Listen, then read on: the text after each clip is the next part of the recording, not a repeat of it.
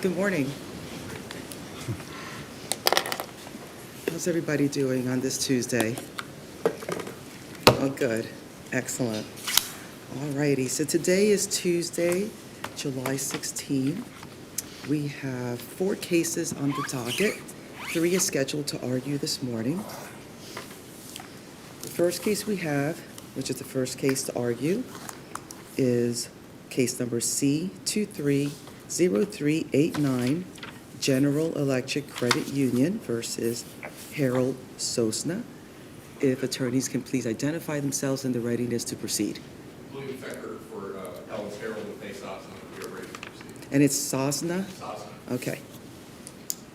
Kind of like salsa except with an N in there. Sosna. Got it. And Shannon again for the appellee with her bank national session. All right, thank you. All right. And then the next case we have is case number C230566. I'm sure I'm not going to get this one right, so feel free to let me know. Tochard versus Rumpke Sanitation Landfill. The state of Carl Towker and Robert Achani for the estate. And how do we say the last name? Towker, Towkert, thank you. Mike Campbell, Sarah Geiger, Michael Gallagher, somebody at the Rumpke Sanitary. Okay, I know I got that one right. Yes. All right. Okay, the next one is case number C230448, S&T Bank versus Advanced Merchant Services. And I know that we have, actually, that's right, this is the last case we're arguing, then we have one that's submitted on the briefs. I know we have, let's see, 1, 2, 3, 4, 5, 6 for appellee, right? All right, so for appellant, Jonathan Ellis, Grayson. all right, are you dividing time? No. Okay, so who will be arguing this morning? Okay, thank you. And for appellee, we have Mr. Truitt. Yes, David Truitt on behalf of the iSource employees. Good morning. Good morning, Your Honor. Chad Zippel on behalf of Knight Capital Funding, LLC. Good morning. Your Honor, Dylan Gould from Market Stock and DeMarco on behalf of appellee INCAP Inc. Are you going to be arguing third or fourth? They'll be going Fourth, okay. Full carriage on behalf of 4 of the appellees, and I'll be arguing Third, thank you. Jared Lefevre on behalf of the Bay Point appellees, I may not argue, but everywhere else. You may not argue? Okay, I'm gonna last on the list. all righty. I have one more on the list. I have James Brockman. Right from Ron, we have a Queen's Funding, I won't be arguing either. You won't be arguing. Right, we divided. Okay, understood. So you're definitely not arguing? Definitely. Definitely, okay. I'm going to change as needed to NO, okay. Somebody challenges. All righty. All righty, understood. Thank you. All right, counsel, whenever you're ready.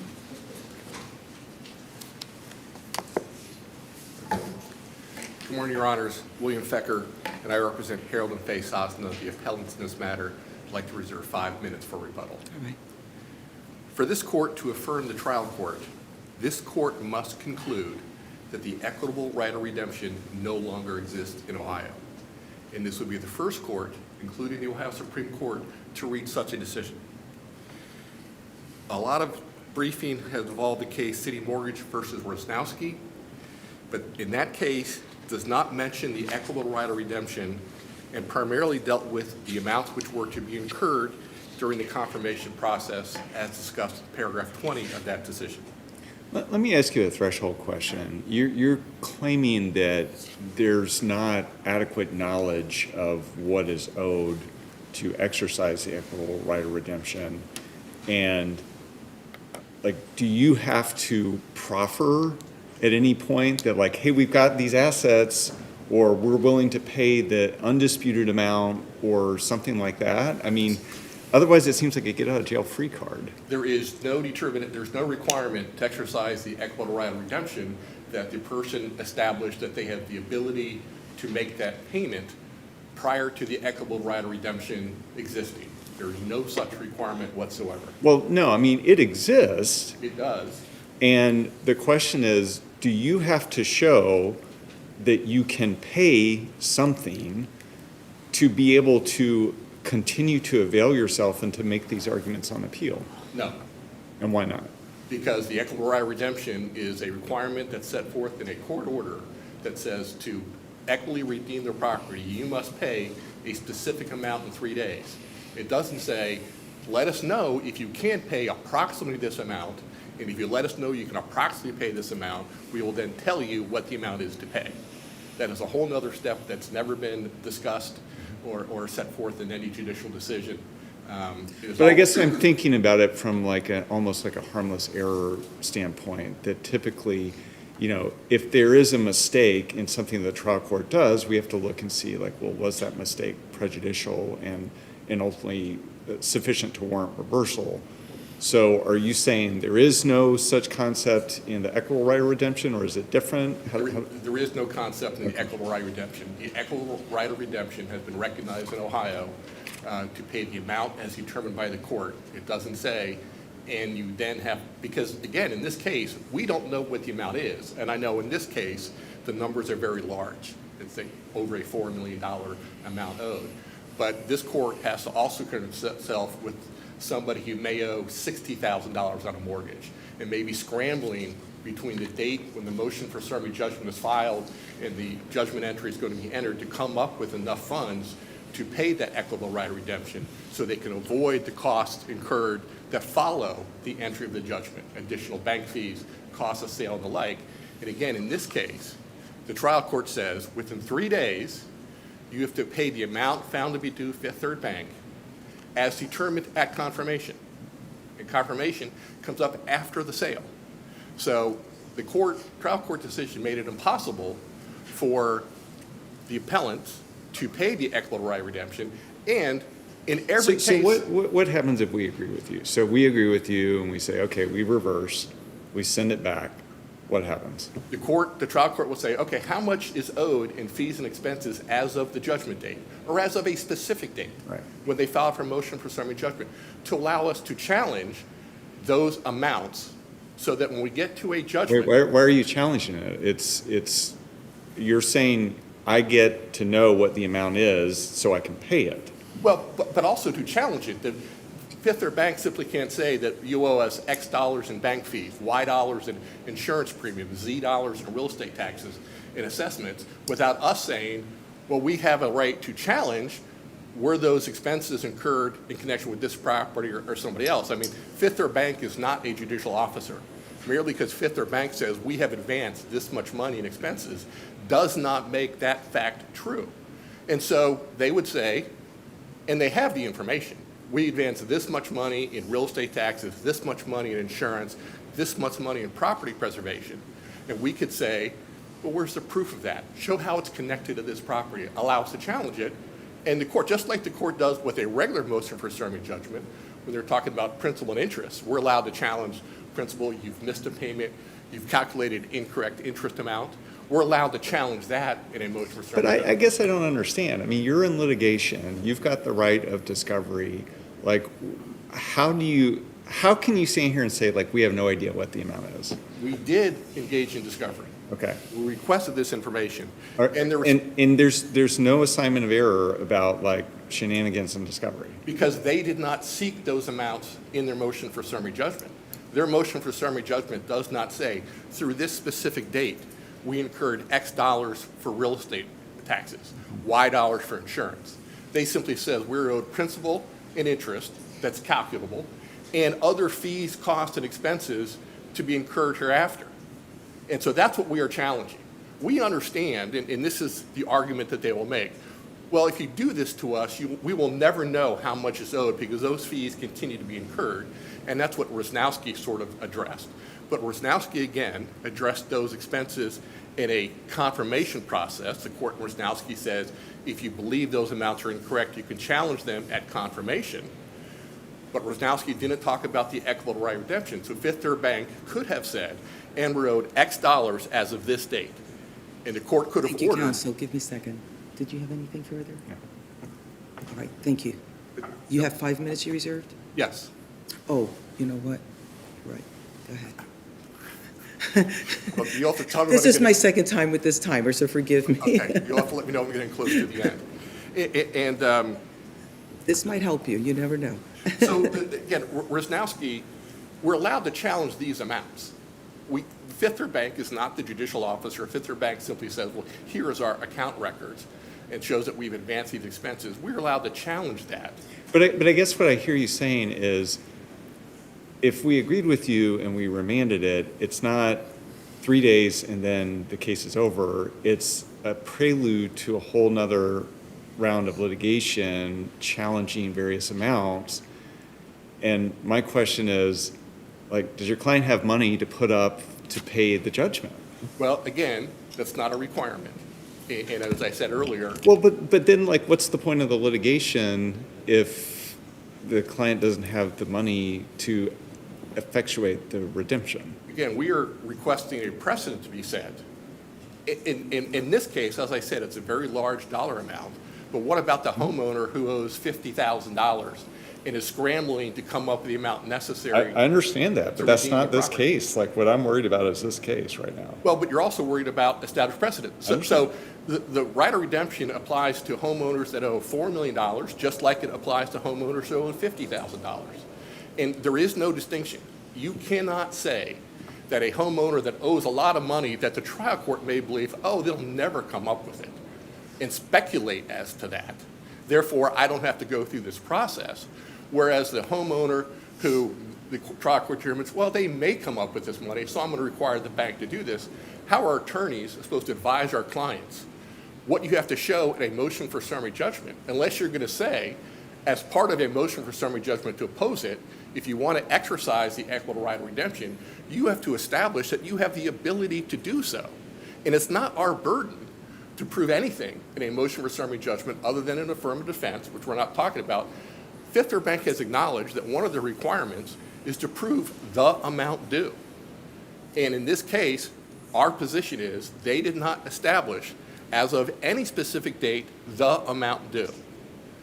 And if you're going to impose all these requirements to exercise the equitable right of redemption, we're changing it entirely. The case law is clear. To exercise the equitable right of redemption, you have to pay within 3 days of the date of the judgment the amount found to be due. And in this case, when you take a look at the trial court entry, you cannot do that.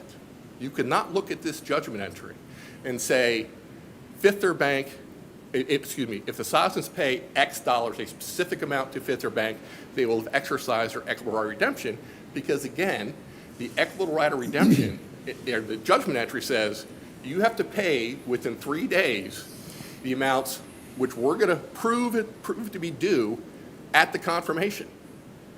How can anybody do that, whether you owe $4 million or you owe $50,000? Well, let me ask you this. What steps has your client taken to redeem this property, if any? We have not, because we were only given 3 days to exercise the equitable Well, right. this thing's been going on for quite some time. It's been my experience that if you really want to redeem a property, you do it before it goes into foreclosure. Well, we did ask a discovery for these amounts to be proven to be true. And they We asked gave for it that to you. They information. gave you the discovery, right? But when they went forward with the motion for summary judgment, they did not include it, and that was was going to be our opportunity to challenge Did you it. ask then what it was after the summary Yes. judgment? Our entire argument before the trial court, before the magistrate and trial court, is we don't know what the equitable right of redemption is.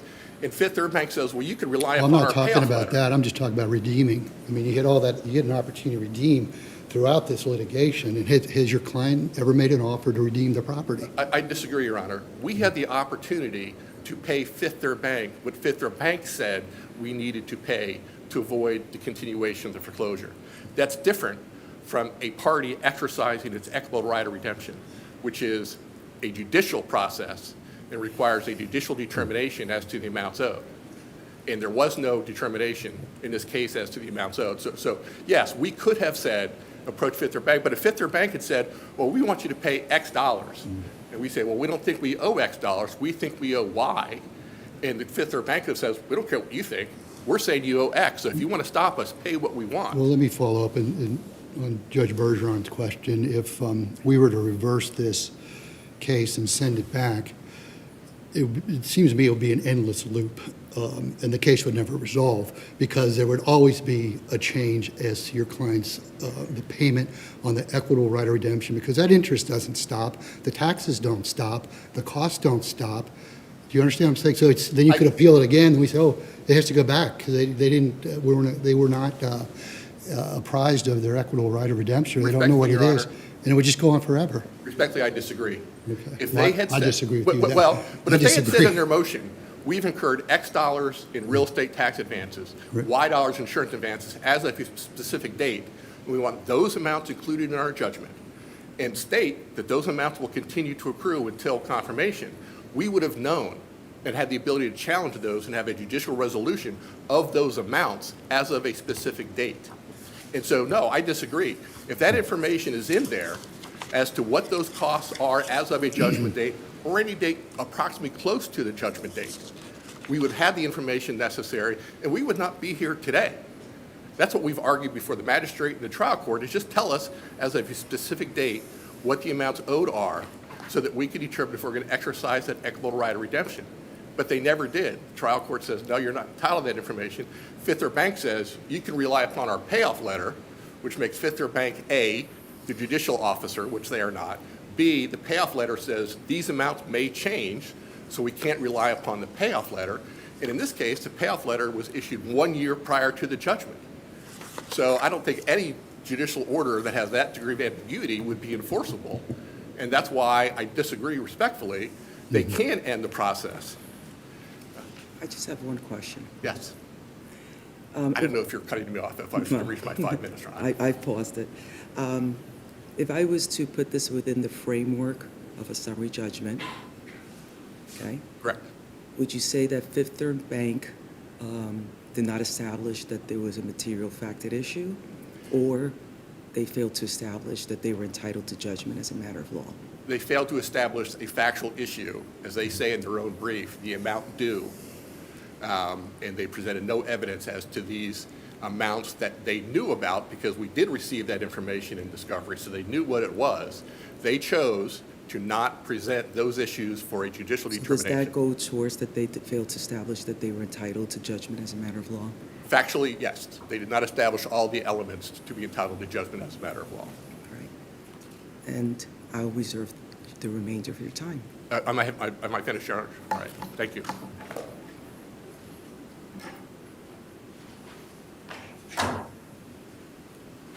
Good morning. Good morning. May I proceed? Okay, thank you. First of all, I agree with my colleague that the law in this is clear, but I do not agree with my colleague on what that law is. The equitable right of redemption may be exercised at any time up to the entry of the judgment, and courts generally give a 3-day grace period thereafter. So the equitable right. And let me ask about that, because I've Yes. seen language in the cases that say courts generally allow that. Yes. Which is bizarre as I think about a legal rule that it should be either required or not required. Why does it say generally? I don't know why it says generally, Your Honor. All I know is that that is the general rule, that's in the case law. But does a and that's what court happened have in to this do case. it then? I don't believe that it has to do it, because the cases say that the right ends when the judgment is entered. And so you've got this squishy kind of rule over here, not rule, but a squishy observation that courts can do this if they want to, and it did here. So not only did the Sosnas have until the entry of the judgment to exercise their equitable right of redemption, they had a 3-day grace period. The amounts that are necessary to be paid to equitably redeem are not listed in the judgment. What they are is the debt, the interest, and the court costs. And that's something that comes from the mortgagee, and that is something that came from the mortgagee in this case. Contrary to what my colleague argued, first of all, the issue on appeal is not that summary judgment was granted to Fifth Third mistakenly, or that there was a genuine issue of material fact. That's not on appeal. The issue on appeal is that The judgment is allegedly not final because it didn't include all of the amounts owed to the mortgagor, or to And does the it, mortgagee, and, excuse I me. mean, the only amount that I see, I'm looking at the judgment entry, is the 3.7 and change million. And then there's, interest at the rate of 4.5% from May 1st. But then there's all these other charges that aren't itemized, and there doesn't appear to be like an objective way to discern them. And I feel like that's probably what he's ultimately complaining about. I understand what he's complaining about, and that is directly contrary to the Rosnowski, I hope I'm saying that right, the Rosnowski opinion, where the Supreme Court looked at the Fifth and Seventh Circuit decisions that were in conflict and said, yes, there may be some amounts that are still owed that are not determined as of the time of the judgment. Those may be escrow amounts and that sort of thing. And the judgment is final even though it doesn't include those specific amounts. The judgment only, to be final, has to determine the rights between each of the lien holders, which this judgment did, and it has to state the principal and the interest, which this judgment did, and it has to state that there may be other amounts that accrue before the date of the sale. And So then I'm his client. I come and I'm like, I've got this bag of money to pay off what I think is the calculation, and I hand that bag over to you, and then you say, well, this isn't adequate because it conflicts with my calculation. So how does that get sorted out? well, first of all, that didn't happen. in Well, this I know. case. I understand. It's a hypothetical. Respectfully. But the way that gets sorted out is that just like any of us in this room that have a mortgage, if we want to pay off that loan, we get those figures from the mortgage company.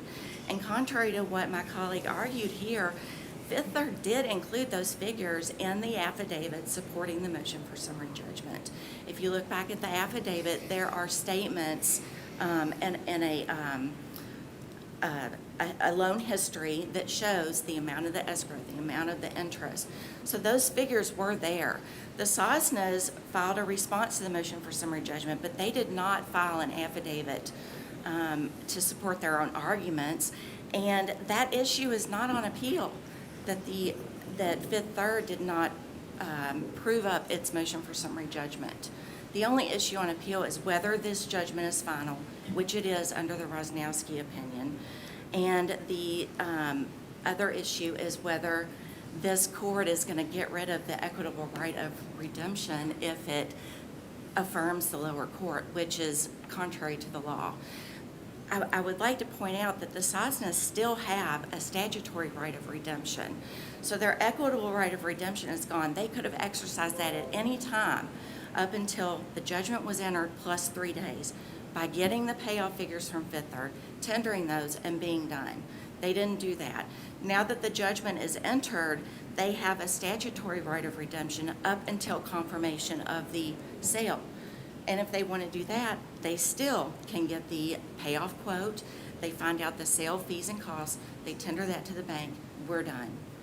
So the arguments that the Sosnas are making are contrary to law, City Mortgage versus Rosnowski. They're contrary to well-established precedent of the equitable right of redemption and the lower court should. And going back to my question Yes. that I asked Mr. Fechner, what is there any obligation for a party that's in his client's position to establish an ability or willingness to effectuate the redemption to preserve that issue? In other words, and maybe there's not, I just was curious about that. I don't know that there is a legal obligation for him to do that. But this is an equitable right of redemption. If you're going to argue that your equitable right has been stripped, then you better take some action to get the payoff, to make the payment, to get out of foreclosure. You can't come into court and say, well, Fifth Third didn't prove its figures, when it actually did. There was no money tendered from the Sosnas. What is Fifth Third supposed to do in that situation? Fifth Third has done everything it's supposed to do. It proved its case in the trial court. The judgment is final. The Sosnas have never sought to tender any money. This is this appears to be just trying to push out the sale, wasting time, incurring more fees, and then blaming it on Fifth Third, This is what contrary I to the find law. interesting about the argument, because the argument is that there was a lack of opportunity to exercise the right of redemption, but that argument is tied to arguing that there was ambiguity as to the amount of damages. So then I get it back then to the summary judgment. So then is it that the amount of damages is not a necessary element? The Is amount the, of, I'm sorry. you understand what I'm saying? I do understand what you're saying, but they're separate issues. For Fifth Third to get a foreclosure judgment, one of the elements it has to show is the amount of damages. It did show that in its affidavit. It showed the principal, the interest, and attached to the affidavit Which were is then statements part which- of the summary judgment proceedings, Exactly. right? So if it's part of the summary judgment proceedings, and it's a necessary element for the summary judgment, right? Then how can it also sit outside of the summary judgment and go towards finality? I'm sorry, how can the equitable right of redemption No, be? the amount of damages, because the equitable right of redemption, the argument is tied to an ambiguity of the amount of damages. Two things. First, there's already a Supreme Court ruling that even though the judgment doesn't include some of the damages that may accrue after the entry of the judgment, it's still a final judgment. Second, the equitable right of redemption is not tied to the judgment except for the timing of the judgment, because it cuts off the equitable right of redemption. So at any time, they could have exercised the equitable right of redemption. It's really a question I need to ask the appellant, I think so. to be honest with you. I may have caused confusion by asking you the question.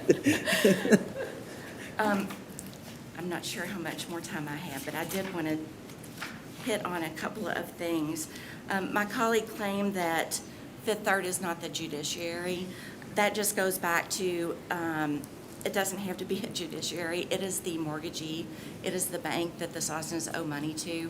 And I will say that Harold Sosna has a Chapter 7 bankruptcy discharge, so I'm not arguing that he personally owes the money at this point. But it doesn't have to be the judiciary. It is the bank. It has the figures that are necessary to pay the loan in full. So the Sosnas could have obtained those figures from them, and it doesn't have to be the judiciary. I do also want to clarify that they claimed in their reply brief to exercise the equitable right of redemption, the Sosnas had to pay the amount found by the court to be due as set forth in the magistrate's decision. And in support, they cite Houseman versus City of Dayton and Aurora Bank versus Gordon. But neither of those cases said that. What those cases actually said is that the right of equitable redemption is exercised by paying the debt, interest, and court costs to prevent the sale of the property. The equitable right of redemption ends when the judgment is entered, and a common pleas court generally gives the borrower a 3-day grace period. If the right ends when the judgment is entered, then the amounts due do not come from the judgment. They obviously come from the mortgagee. And in Aurora, the paragraph that was cited by the Sosnas in the reply brief says, under foreclosure law, mortgagors have an equitable right of redemption, which allows the mortgagors to pay the debt, interest, and court costs to prevent the sale of the property. A homeowner's equity of redemption is cut off. I'd also like to point out that in City Mortgage versus Rosnowski, the court stated that while the mortgagors may need information regarding certain expenses advanced by the mortgagee, there is no evidence that unscrupulous mortgagees will willfully withhold the information in an attempt to prevent mortgagors from redeeming the property. So the Supreme Court is recognizing that, yes, even though a final judgment may not include all of the amounts due on the loan, it includes the principal, it includes the interest, and then the mortgagors are going to have to get the rest of the figures from the mortgage company. That's something that the Supreme Court of Ohio has already recognized. And I think that that's all that I have, unless you have further questions of me. Thank you. Okay, thank you so much.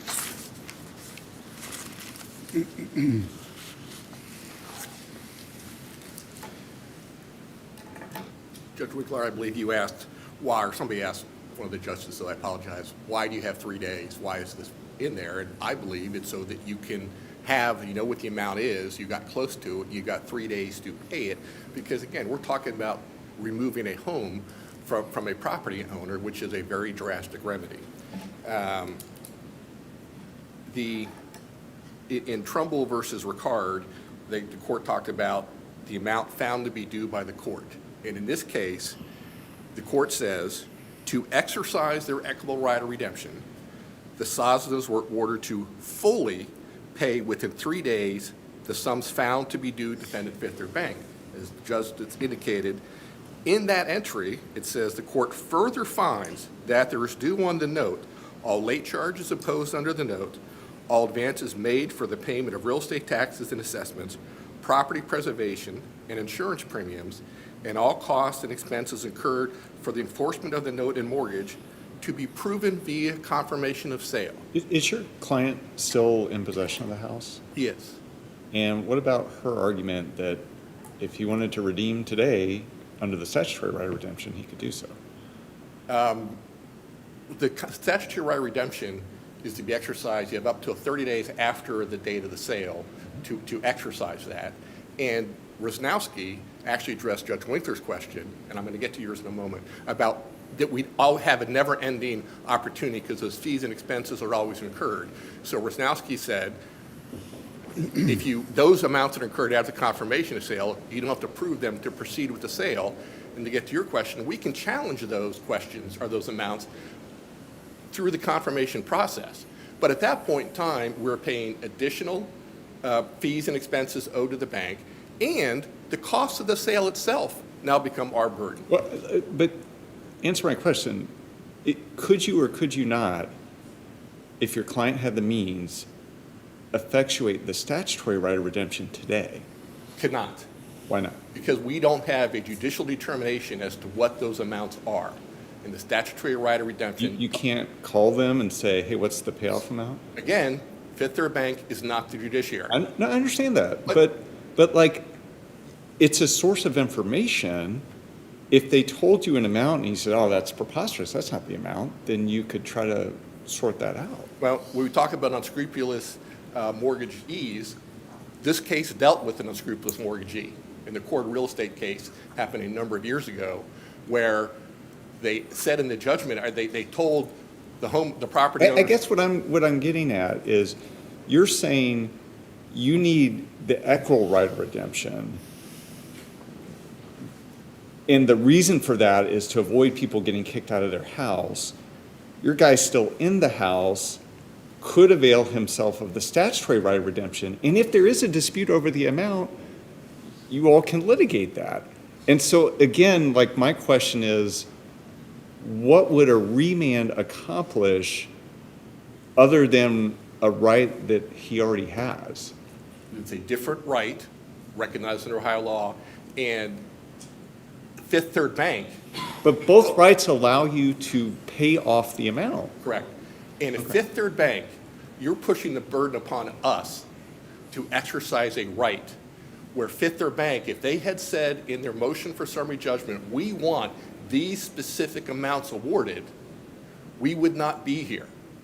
They made the choice to not include in their request for a judgment the amounts that were owed as of that date for real estate Well, taxes. then why don't you dispute the summary judgment and say, like, they haven't carried their burden on the amount of damages? We did. And you're not appealing that.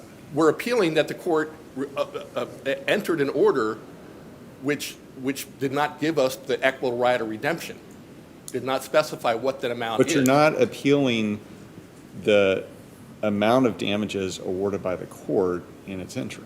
We are appealing the fact that the trial court entry does not specify the amount necessary to be paid to exercise the equitable right of redemption. Okay. And I'm just reviewing my notes. And you know, Do you understand the question that I asked Appelli? I would appreciate That I it if sort you- of withdrew? I would appreciate if you would ask it again. I apologize. Okay. I want to make sure I answer it correctly. And it's intertwined with the last statement made by Judge Bergeron. Your argument, as I understand it, is that your client did not have a meaningful opportunity to exercise the right of redemption. That argument is rooted and tied to what you're stating is uncertainty as to the amount of damages. Am I on track so Correct. far? Correct. Okay. So with regard to summary judgment, for example, there are some circumstances that attorney's fees can live on past summary judgment. They're very narrow, okay? Correct. But here we're talking about damages, all right? Correct. So, I'm going to interrupt. We're talking damages in the sense that as of a date certain, this is how much Fifth Third Bank is owed in its entirety. okay, so summary judgment was had, Correct. right? You're not appealing summary judgment, right? We're, So if the damages, if there was a flaw with the damages, that likely goes to maybe not entitled to judgment as a matter of law, or if you had contested damages, then maybe it's a material issue of fact, but, that's not what's in front of us. So I'm trying to understand how damages is living separate outside of the summary judgment, and how it becomes an issue of finality. Our first issue on appeal is the trial court erred and entered a judgment entry which should not quantify all amounts owed as of the entry of the judgment. To me, we are challenging the grant of a judgment where the damages were incomplete. We're not arguing because we did not see they'd ever requested this, that they said $2,000 was owed for property preservation, and we believe the number should have been $1,000 because that was never part of their request to the trial court. Their request to trial court was, the note is in default, we are owed money, and we're entitled to proceed with foreclosure, and we raised all of these arguments before the magistrate and the trial court, and were rejected, and that's why we're here, is to have this court determine, is this judgment entry that was entered by the trial court, does it still maintain and preserve the equitable right of redemption? And it does not. Or this court can say, we are going to say that the equitable right of redemption no longer exists under Ohio law for whatever reason, either because we don't believe people will want to pay it, or if they want to pay it, they could have contacted the bank in advance and made the bank the determination of how much has to be paid to keep my property to avoid these other expenses. Or superfluous of the statutory right. But the courts are clear, it's a dual right, number one, and number two, at the confirmation stage, I'm now paying for it to redeem the property. I'm paying increased court costs. I'm paying increased sheriff's fees. I may have to pay interest if a third party purchases it and they get interest on their deposit. I may have to pay that as part of the redemption process. So it is an important right to maintain in Ohio. It has been maintained in Ohio and should remain in Ohio, but you have to give Ohio residents and citizens a method to exercise that right where they're not relying upon a bank. I read the language in Rosnowski where the Supreme Court said that, but they also said, and if you disagree, you can extend the confirmation process, you can challenge all of those amounts, because you have 30 days to do that following the sale. The equitable right of redemption either has to be exercised prior to judgment. I agree that it does cut off at the time of foreclosure, but then there's a 3-day grace period. And in this case, we have the 3-day grace period. So there's not enough time for me to exchange information, which I tried to get from plaintiff's counsel, Fifth Third Bank. And they gave it in discovery, but did not request these amounts in their judgment. I can see that my time is up, so unless there's any All further right, questions. thank you. Thank you for your arguments this morning. Thank you very We'll take the much. matter under submission and issue a timely decision. Thank you. Wish you both a wonderful afternoon. Thank you. All right, thank you.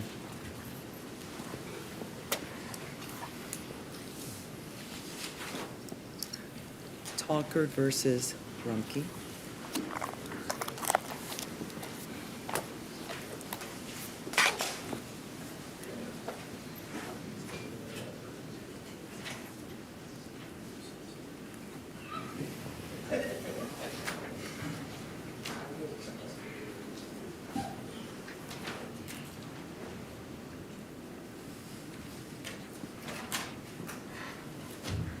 You can approach the podium. Mhm. How are you doing? How are you? Good, good. How much time would you like to reserve? We'll do the 10 and 5. Okay. Whenever Reserve you're ready, 5. you can start.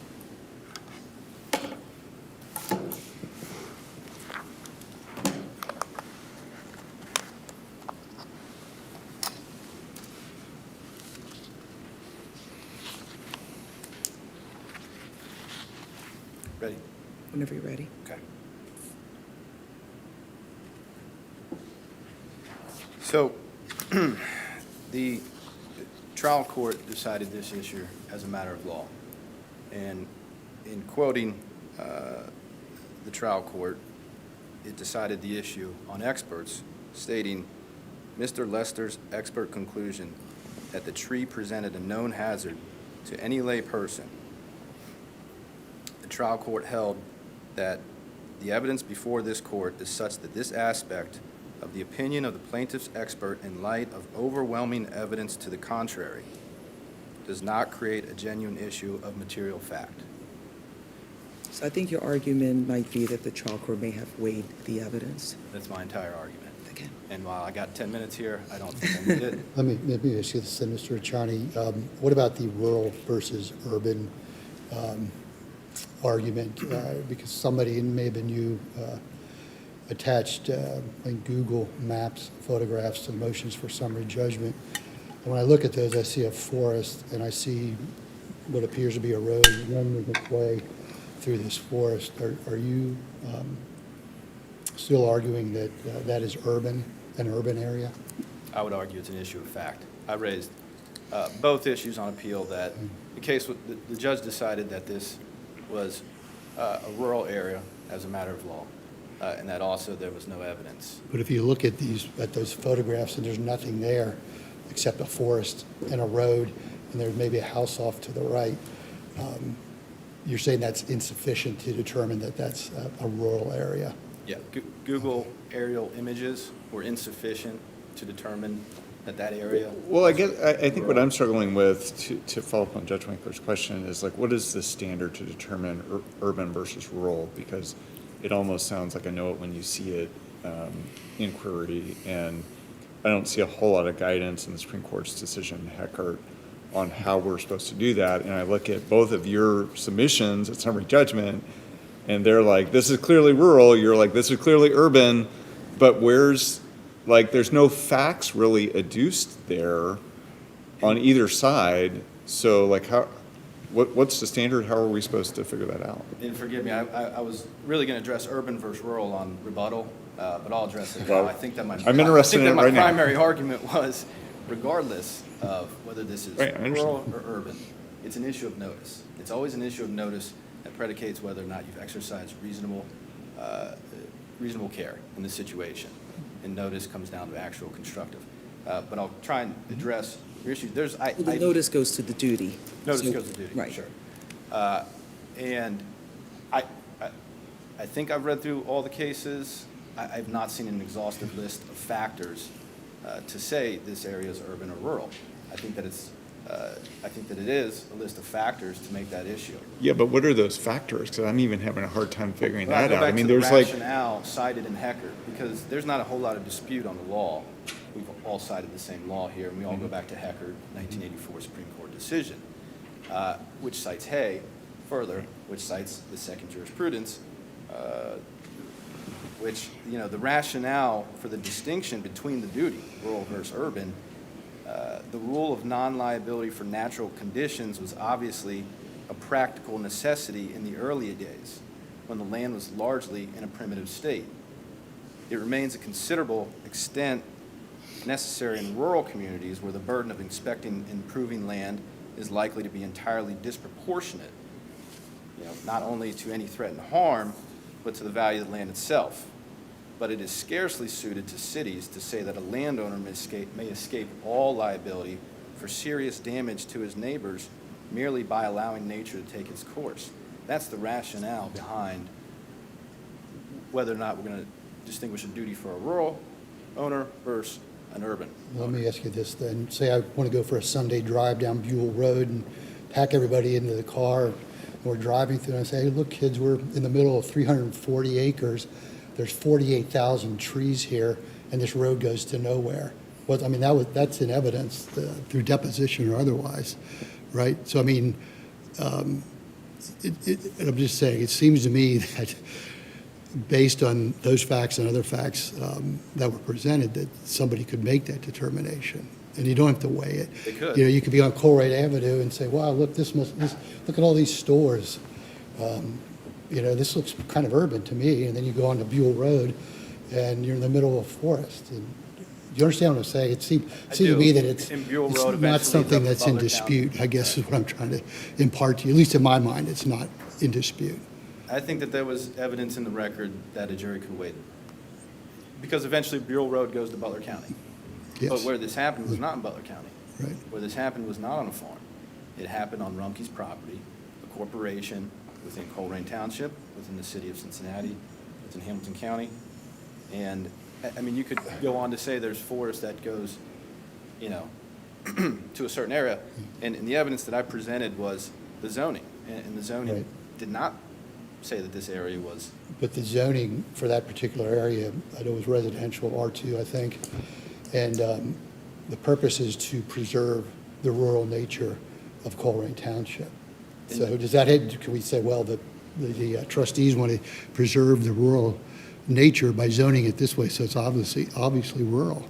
some areas of Colerain Township are in like rural. Well, with the zoning there, it says to preserve the rural nature of, I believe that's what it said. Well, I guess that gets to my question, like what you just said, like some areas are urban, some areas are rural. Like, how do we're in an urban county, like how do we draw the dividing line between rural and urban? Is it street by street? Is it neighborhood by neighborhood? Like, how do we make that determination? You don't. It's a heavy burden to do that. Where does it start and where does it stop? Leave it to the jury. If there's evidence in the record, let the jury weigh the evidence. Well, but what's the jury supposed to weigh at the end of the day? How do you instruct the jury here? I think that there's a case that doesn't say the exhaustive list of factors, but there are factors to consider. Okay. I understand your argument on urban versus rural because it does feel like it's an issue of fact. Is there any case that actually has said that it is an issue of fact versus an issue of law? Because it is a threshold that has to be determined before you get to the duty. Sure, I don't know that any cases outright said this is an issue of fact, other than the case cited, I believe by Heckard. I'd have to pull back up and maybe I'll do so on rebuttal, that says a jury can consider these factors. I mean, Heckard seemed to treat it as an issue of law, okay? But I also understand your second argument is that, inconsequential to whether it's rural or urban. Your second argument is that, that there was material issues of fact with regard to the duty itself. I do. So I think I'm happy to continue to discuss the rural versus urban.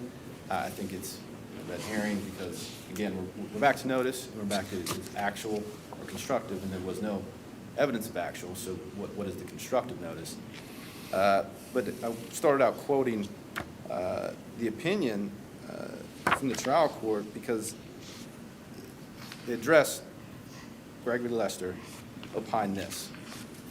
But the evidence overwhelmingly to the contrary does not create a genuine issue of material fact.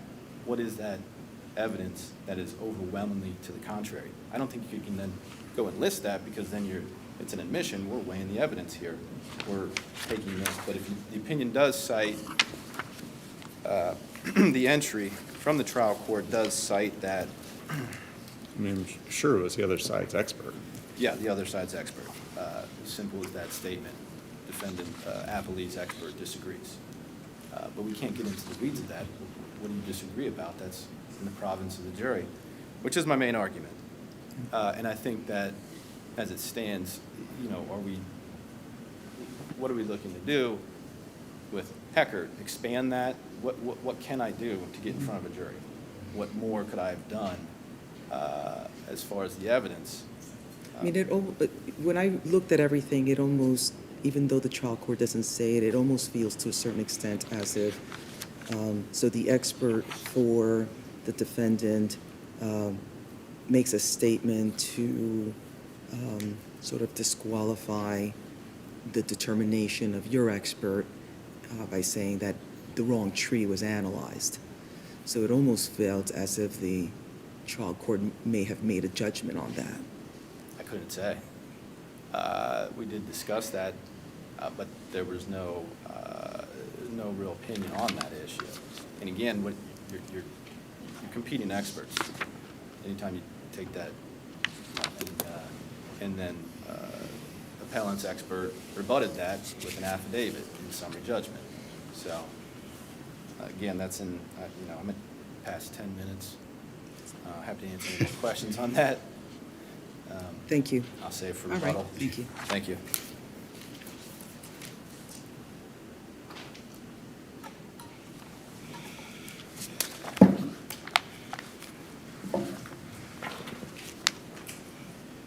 Good morning. Good morning, Your Honors. May it please the court.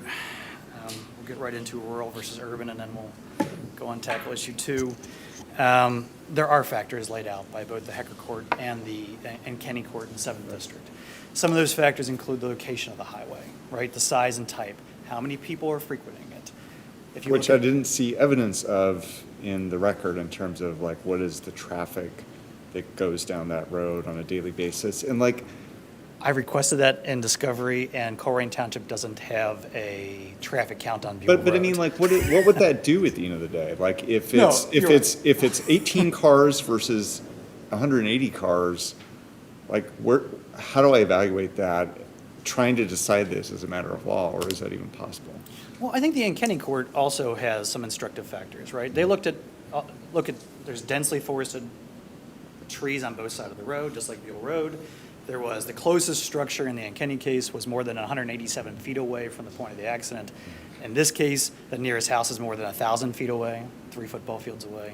So, I mean, we're talking about, there are no facts, actually, that establish that this is urban, right? All the facts established in the evidence show that this is a rural area. In fact, Mr. Talkert sat there in his truck with the tree on top of him for more than 30 minutes before another car came on that road. If that doesn't establish that this is a rural area that no one travels, I don't know what else does.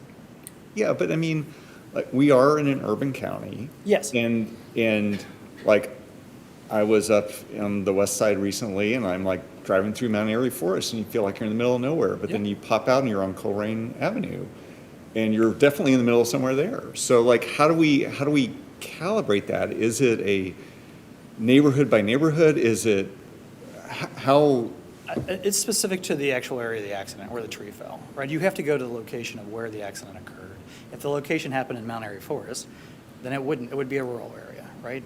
Those are hundreds or thousands of acres of a forested area, right? If it happens on Colerain Avenue in That's Mount part Airy, of what or makes this very interesting, because when you read the case law, it's talking about a highway. It refers to the road as a Yeah. highway, right? Yes. So it gives you the impression that we're talking about, long that streets. highway, right? Streets, yeah. But then when you start looking at the test, it feels more like you're piecing it, so which piece are you at? And so it's not that, it's not, even though it seems to define the highway, it's not really defining the highway, it's defining a segment of the highway. Or it's, Do you understand what I'm yes, saying? it's identifying the area where the accident occurred. Yes, so it's very right? interesting, Yes, the broad language and then the specific test but to are Judge not Bergeron's necessarily consistent. Yeah, to his point, or to Judge Bergeron's point earlier, is like, what would you send back to the jury? Like, there was no way you could send this back as both to a jury and say, is it rural or is it urban, right? It's a matter of law. The judge is going to send back one set of instructions saying, under this standard, this is a rural land. You have to find whether or not Rumpke had actual or constructive notice of a defect in the tree. Or if it's urban, the judge finds it's urban land, he's going to send back an instruction and say, did Rumpke meet its duty to inspect all the trees on its property? But getting back to my point about how you prove this as a matter of law, like, I didn't see any expert opinion from either side on the urban versus rural distinction. And is it just to know it when you see it? I mean, your guy had an affidavit, but I didn't take him as an expert. He was just like, hey, I'm employed by Rumpke, and here's where this is. Oh, but Mr. Weber also included in his expert reporting that was provided in his affidavit or subsumed in his Well, affidavit. but he's a tree guy. He's not an expert on urban versus rural, right? Well, no, I mean, he's an arborist that testifies across the country in wrongful death cases. This guy has certainly analyzed whether or not trees fall into urban or rural areas, and he identified and quantified how many trees were in the area, right? He quantified and said 320 acres, 48,000 trees. He looked at Ohio Department of Agriculture, U.S. Department of Agriculture study on U.S. trees to figure out and quantify how many trees were in the area, and that's how he came up with 48,000 trees. So, I mean, there is expert testimony that talks about rural characteristics of this land. Okay. Can we get to the duty now? Because that's the second Yes. argument on the issue of fact. No, I mean, at the end of yes, we're moving on to the second issue presented, whether or not Rumpke had knowledge of a defect in the tree itself, or actual or constructive. You've already heard, plaintiff appellant saying that there's no actual knowledge or evidence of actual knowledge of Rumpke, right? Because we do these daily drive-bys for our landfill managers. We call Ritchie Tree Service. We do inspections. There were 15 inspections within the 5 years prior to this accident. So this really is a question of constructive knowledge. Look, I'm not going to say that the language used by the trial court was the best in its decision, saying that using the words overwhelming evidence. It certainly appears that he was weighing evidence. I would suggest to this court you have de novo review power though. And in this case, the evidence presented by the expert on the other side is so factually insignificant. It does not meet the mere scintilla of evidence or significant. Well, but I read that, like, your guy seems very credentialed, you're expert. Yes. Their report is more bare bones, One page, yes. but there is an opinion in there that there is fungus that would have been visible. The tree had to have been dead for, I think it was Said several years. up to 10 years. Yep. And that it would have been apparent to anyone that would have seen that. But his opinion's based on the stump in the woods, right? And so the stump in the woods was identified not by Mr. Lester, but it was identified by a representative of Connor and Shining Levy, right? They show up 11 months after the accident. Mr. Lester shows up to the scene, and Ian Cummings says, that's the stump right there from the tree that fell on Mr. Tackert's vehicle. Mr. Lester's opinions are not scientifically reliable, right? I mean, he does no canvas of the hillside. He has no photographs of the tree that was on Mr. Tackert's vehicle that day to compare it to. He takes no measurements. He takes no photographs. If he had actually read the police report, which he hadn't, because when I deposed him, he admitted he had never seen the police report before. The police report says that the trees, inappropriately says, the radius is 63 inches. Obviously, they meant circumference is 63 inches, because that means the diameter is 20.05, right? And so if you look at the segments, and this is in the evidence in the record, if you look at the segments of the tree on the roadway, there's a 12-foot section here on the roadway and an 18-foot section on Mr. Tackert's vehicle, right? So we're talking about a tree that's measured 20 inches around, 20 inches in diameter, 30 feet in the sky. The stump that they identify was only 15 to 16 inches in diameter. I'm not sure of a tree that exists that goes from 15 or 16 inches at 6 feet high and 30 feet high in the air somehow becomes 20 inches in diameter, right? It's so scientifically and mathematically implausible. If that's the case, then did you move to strike the expert? We did move to strike the expert, yes. Okay. And there is an opinion And that from... was denied, was it not? It was denied, but if you read the decision, he's saying, look, Mr. Lester has been an arborist for 60-plus years, right? He's an arborist. He's qualified to give opinions. But if you read in between the lines, later in that same opinion, he's clearly saying whether or not these opinions they're enough here for summary judgment to get you But to summary doesn't that judgment. create an issue because you did move, it was denied, right? So then we get back to was the trial court weighing the evidence? And I think in a de novo review, Your Honors, you can look and see the same thing that Judge Dinklager saw below, right? The evidence here does not meet significant probative value. It does not meet the mere scintilla of evidence. It is mere scintilla of evidence. It's not more than that, right? You need to create a genuine issue of material fact. He does, as the plaintiff, to avoid summary judgment on this issue. And Mr. Lester giving opinions about a stump in the woods, and if you read his deposition, I clarify because I asked him to look at the trunk on the car, right? Look at the trunk of the tree on Mr. Tackert's vehicle. Do you see any evidence of missing bark? No. Do you see any evidence of decay or defective condition on this tree As I understand it, and Yeah. let me know if I've misunderstood, please. This wasn't a tree that fell on a vehicle. This was like a large portion or branch, a large branch of the tree that fell. No, I it's the understood- tree. No, it's the tree. It's a 20-inch round trunk. I mean, it's the trunk of a tree, 30 feet up. So, yeah, I can go back to it. If you want to see the photos? They're in evidence, Your Honor, but, You're saying it was a large trunk 30 feet up. yeah, like here, like here's a picture. Right, but it fell from 30 feet up, right? No, it broke. This, so, But I'm trying, yeah, look, see, there's a 12-foot section on the roadway here. right, but The section here is 18 of an feet. ash tree. an Ash ash trees tree. tend to grow tall. So minimally, there's 30. Tall and lean, actually. They don't have lower branches. Yeah, there's more than 30 feet of trunk in the photographs from the scene of the accident. There's also structure above that. There's a Y section of the tree that goes above that for the higher branches. What's in the woods What was are the stumps. amount left of the tree that was standing when a portion of it fell? We don't know because no one's ever identified the stump. Okay, so that could But have your, been, your guy hasn't identified the stump either?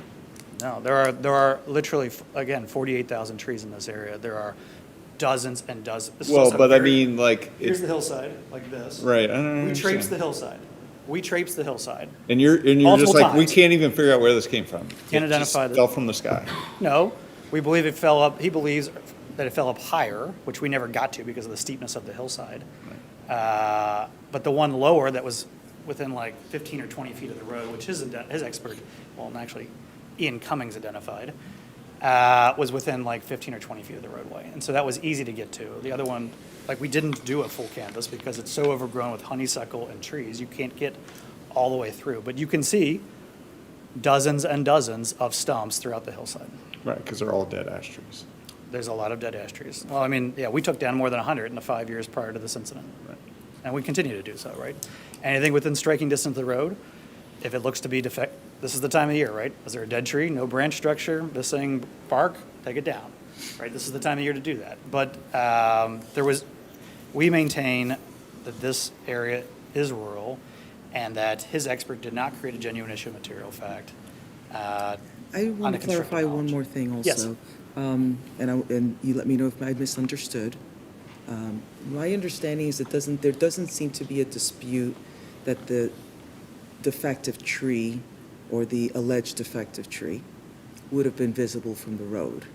Am I understanding that correctly? No, because we never identified the stump, to Judge Bergeron's Okay, point. so- We've never identified, so we don't know whether or not it would have been visible from the road or not, Okay. right? Again, that's plaintiff's burden. All we're saying is the stump that they identified cannot be factually related to the tree that was on Mr. Tucker's vehicle. And his expert agreed, there's no evidence of decay on that vehicle. And his deposition is in evidence, it's been submitted. You can look at the record and see that he's admitted there is no evidence of decay on the outward part of that tree, on the vehicle, not the stump. But the expert does identify fungus on the stump. On a stump that's not related to the tree, yes. Well, but again, doesn't that, okay. I mean, Was that established, I guess, sorry, Judge? Yeah, because. Was that ever established that his expert had the wrong tree? It was discussed at Or length. you established it? It's established not only by our experts' opinions, but also it was discussed at length in the oral argument below. We believe that is why the trial court wrote this opinion how he wrote it. I mean, it appears to me as if that's a possibility, although it's not in the decision, and it was written quite differently. But then that brings me Yes. back to the motion, and that the motion was denied. So it creates some interesting things to think about. Yes. No, I think there's that double-edged sort of a trial court saying, well, he's got 60-plus years as an arborist. He clearly is a qualified arborist. His opinion is not anywhere related to what this case is about, though, right? It's about a stump in the woods that's not related to the tree on the car. So, All right, well, thank you. So, Unless thank there's you. any other questions. All right, thank you. Thank you.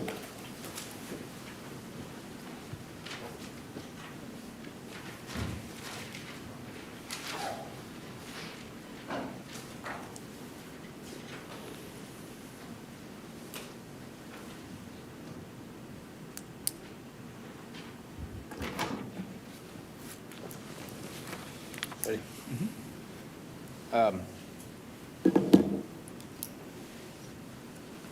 I remember the oral argument, and the judge says, I'm stumped here.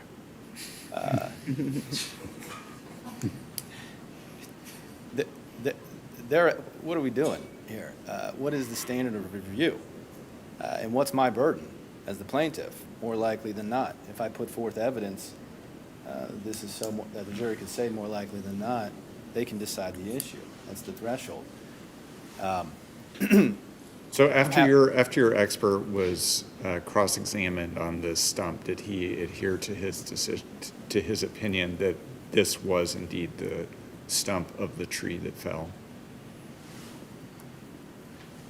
And I'm going to quote, yes, in opposition to them, their attempt to strike Mr. Lester as an expert, he supplied his affidavit, an affidavit in support.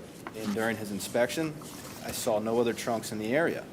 So the standard is, and he opines, this is the tree. And I opined to that more likely than not, because I've gone to the area, I inspected it, did what I can, and I said, that's the stump. It makes sense, the location.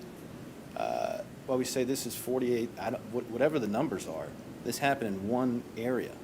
And Mr. Lester went out to the area and said, that's the stump. Here's why. Here's my opinion. And it seems like the other side isn't necessarily, that's not the stump, this is the stump, Right. right? It's, we don't know what the stump is, but that's not it. So in Mr. Weber, the appellee's expert deposition, he goes on to opine, well, every tree is in its own universe. Okay, where, and did you identify it? And he actually wrote an opinion, because this was a dismissed case. He wrote an opinion in the first filing of the case, which he then went back on,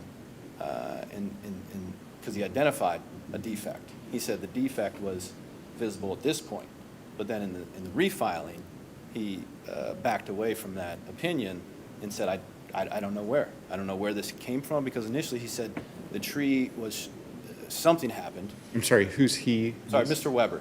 This is Their expert. This is appellee's expert. It catapulted in some mysterious way and then launched itself onto Mr. Talpert's vehicle. But we're battling experts here. Sure, he wrote a 20-page opinion, cited credentials. Mr. Lester's in his 70s. And he doesn't typically testify as an expert in cases, but he was qualified here. He survived the opposition to strike him, and he did render an opinion in this case, which is, this case can get complex on the facts, rural versus urban. What do we, how do we decide that issue? Are we looking to adhere to this law, which seems to have, basis and rationale going back to, I don't know how long, but it's what is the threshold of evidence to get to a jury in this case? And when you have competing experts, I think that answers the question that you should survive summary judgment and be able to try your case in front of a jury. All right, well, thank you for your argument this morning. Thank you. All right. Thank you both for your arguments this morning. We'll take the matter under submission, issue a timely decision. Have a wonderful week.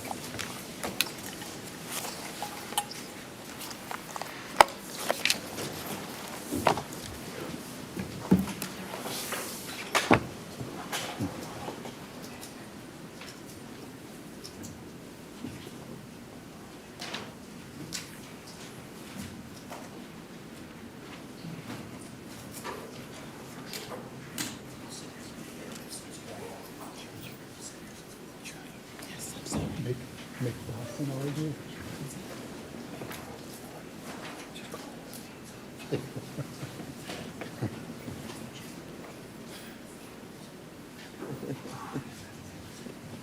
Okay, I think, are we all in Wait, no. place, except for a judge? Shall we see?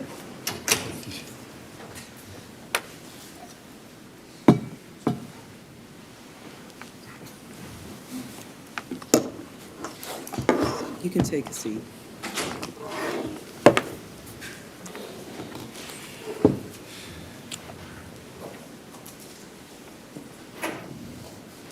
Just let me know when you're ready. You're good? Yeah. All right, thank you. All righty, whenever you're ready.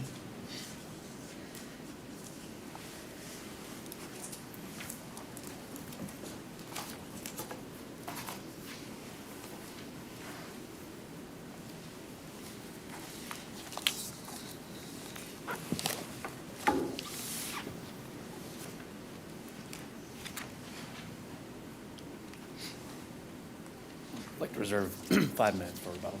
All right. May it please the court, Jonathan Ellis here on behalf of S&T Bank. The trial court's decision in this case rests on 3 fundamental and reinforcing flaws. First, the trial court misapplied Ohio's liberal notice pleading standard.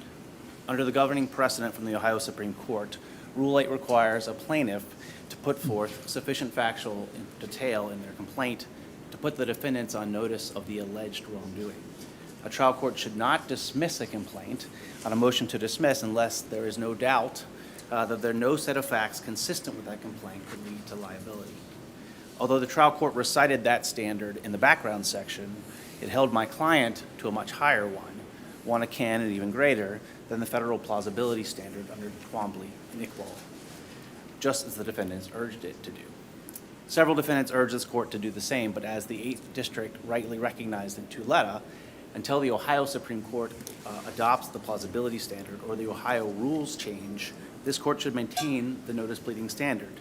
Now, to be clear, we think we passed the plausibility standard as well, but under the proper standard, we think this complaint is clearly sufficient. Second, the trial court repeatedly refused to accept as true our allegations about the defendant's conduct, knowledge, and role in the alleged conspiracy. The defendants candidly also defend that approach in this court. In their view, any allegation that does not specifically list a defendant by name is impermissible shotgun pleading and should be ignored. But that's wrong. Shotgun pleading is the lumping together of defendants with disparate roles in a case and alleging in a collective fashion in a way that makes it unclear which of the defendants is alleged to have taken which of the acts. But that's not what we've done here. We've alleged that the, quote, defendants, unquote, knowingly provided funds that prolonged and expanded Mr. Sosna's unlawful fraud, and then knowingly accepted, or more accurately took, funds from his accounts that were the fruits of that unlawful scheme. It And seems that's to what me we that mean. central to that portion is the access that was had to the account, and then the change of the terms of the monies, you know, the acceleration of the payment period, the increase of the interest after the check kiting began.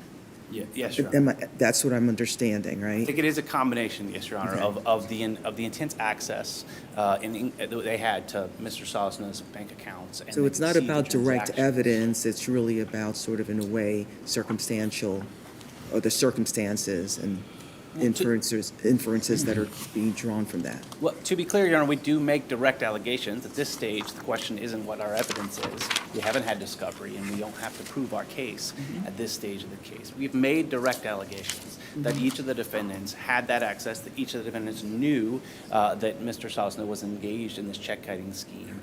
Well, the criminality is really directed to Sosna. You know, the fraud and so on is Sosna directly. The fraud, This is yes. all about the conspiracy. The conspiracy is then what ties it to the defendants. That is, the conspiracy tie makes the defendants liable for Mr. Sosna's fraud. Now, the defendants themselves, we allege, have engaged in tortious interference, and that is part of the conspiracy as well. But with regard to the fraud, that's correct. But what we've alleged is that they are in a common plan, a common design to provide the funds that then extend to prolong that fraud and then to benefit, to profit from it. And we've made, again, direct allegations, and we've made a host of other allegations that make those allegations, those direct allegations, plausible, even though I don't think that's the right standard for this court. And those allegations do include, Your Honor, the access that they had, the scrutiny that they applied to Mr. Sosna's financial dealings and his transactions, and then the conduct, as you say, the repeated advances of funds well beyond what a rational defendant would do if they knew that Mr. Sosna had to support those with the nursing facilities that have a set number of beds that are failing. I think when you look at all that, it makes the direct allegations particularly plausible, particularly compelling here, certainly sufficient to get over the notice pleading standard and allow us to get discovery where we can actually have a chance to prove our allegations. And then the third error, Your Honor, on the district court and the trial court's decision. Before you go on, part of the civil conspiracy, an element of it is that the conspiracy is acting in combination to injure another in a way not competent of one alone. So my question for you is, could Mr. Sosna have committed this this bank fraud absent the MCAs? He'd not have committed the bank fraud in the way that he did. This was a massive check. I understand scheme. And so it's possible to have a check kiting scheme, of course, without additional funding, but not one to this scale and not one of this duration. Now, I actually don't think that's like what that phrase means. If you look at the Gosden decision, I think it lays out that nicely. I understand what that phrase to mean is that there has to be an underlying tort. You can't find someone liable for civil conspiracy in a way that if they did that by themselves, it would be lawful. And so what that phrase means in the case is, and as Gosden does explain this, is it just means that there has to be some tortious act underlying the civil conspiracy. And here it's that fraud, and there's really no dispute. He was convicted felon Sure. of the fraud. Is there an act independent, though? I mean, of Mr. Sosna's fraud? Is there an act that ties this conspiracy together other than the fraud? Yes, it is the advancement of the funds by the defendants here. I think what the advancements do is allow Mr. Sosna to then continue this kite, to then go at greater and greater lengths, and then allows the defendants to know that they're going to get paid back in a way that wouldn't be rational if it were not for the underlying fraud. And I think both those things are enough to make them conspirators. I think the best decision on both those two decisions is the Williams decision from the Ohio Supreme Court and the Meehan decision from this court. The Williams decision is actually remarkably on point. It involves a civil conspiracy with a bank and a fraudster. And what the court said there is, although the banks were engaged in loans that would otherwise have been lawful, because they knew that they were providing funds that allowed the third party, their conspirator, to then execute a fraud, then they could be found to be in a common design and a conspiracy with the fraudster, and then liable for that fraud. And I think that's quite similar to what we have here. The Meehan decision goes on and adds slightly different facts, but makes clear that it's not just the providing of the funds that can put someone into a conspiracy, into a common design, but it's the accepting of the funds, knowing that those funds were obtained through tortious behavior. And we've alleged both those things have happened here with regard to the defendants.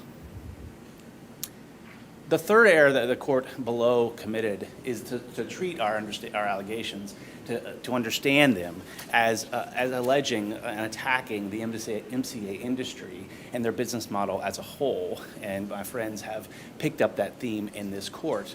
But again, that's not what we're doing here. I mean, to be sure, the MCA's common practices in this industry do give them remarkable insight into their clients' financial dealings, and there are consequences to that insight.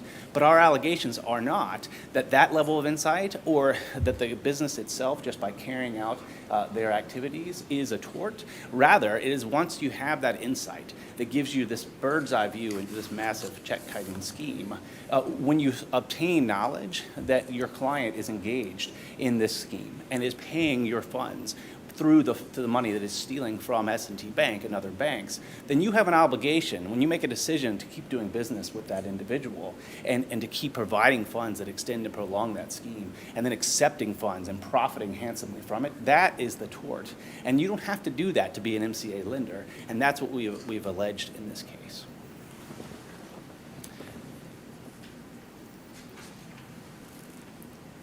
If there are no further questions, I'll reserve my time for rebuttal. Okay, I'll reserve the remainder of the time then.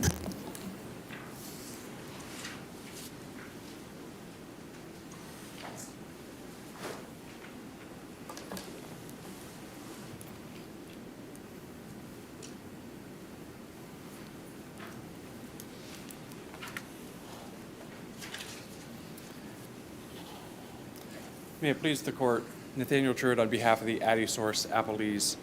With the court's permission, I would like to use 10 minutes of our time before I defer to my colleagues.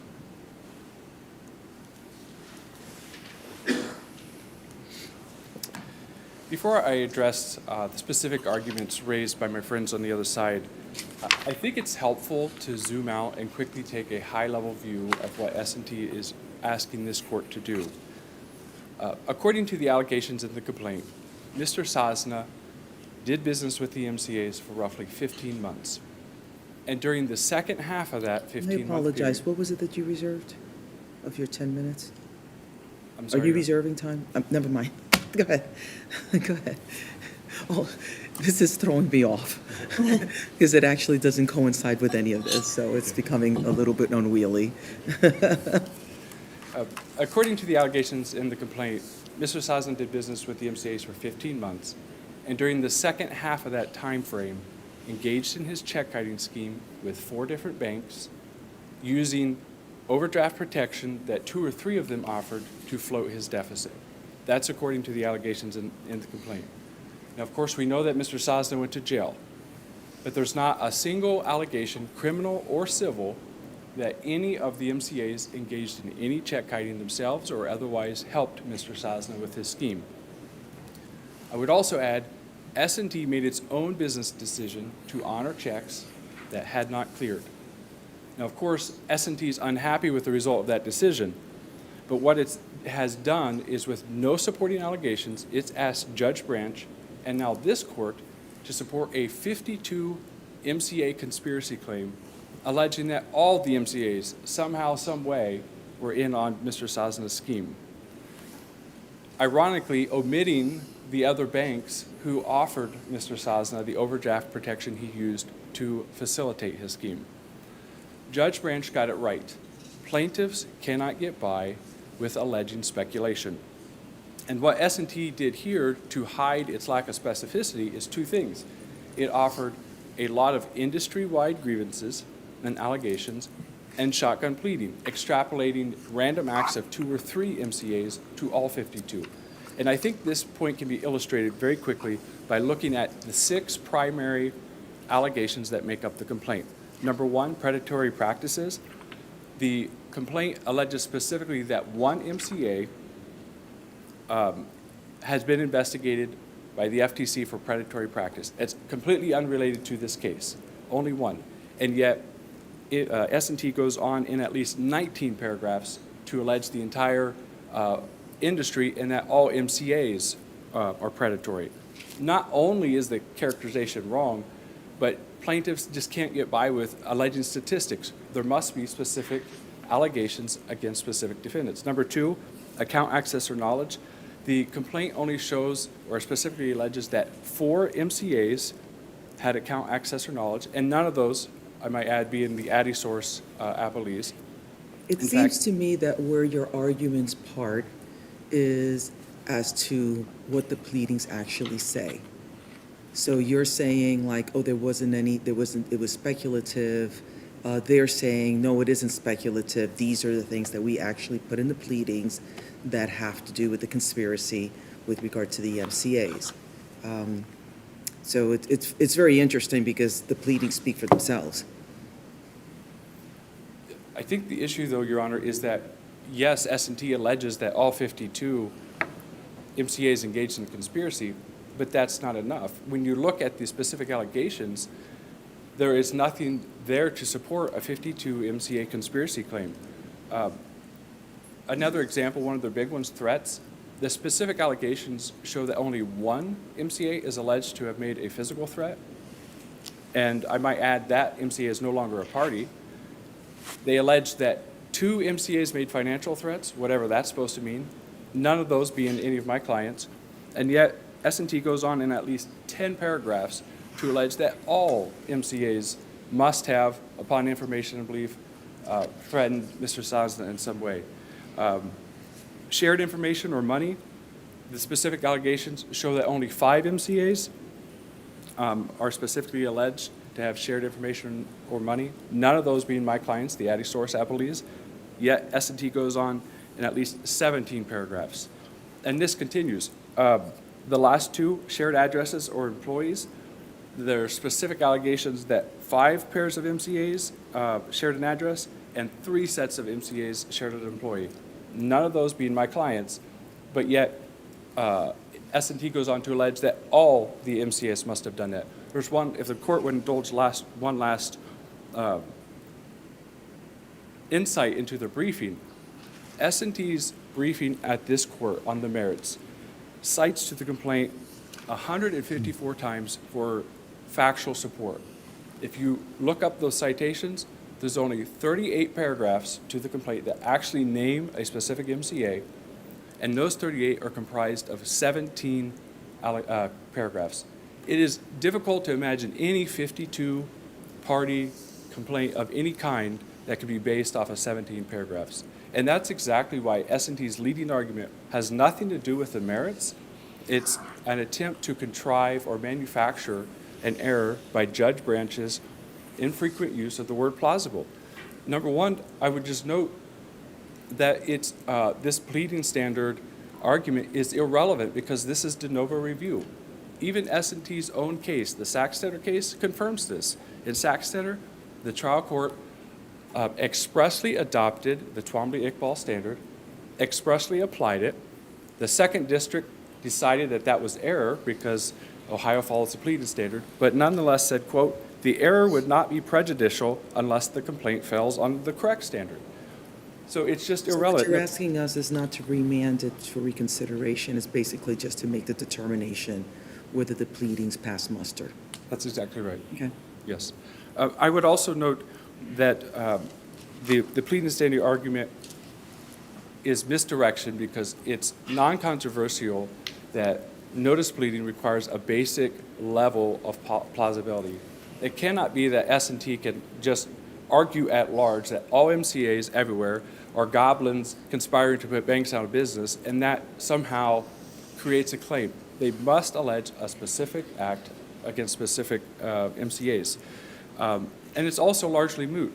Both conspiracy and fraud require a higher pleading standard, specificity and particularity, respectively. Do you have any case law other than the Avery case saying that, Ohio-specific cases, saying that the pleading standard is higher for civil conspiracy?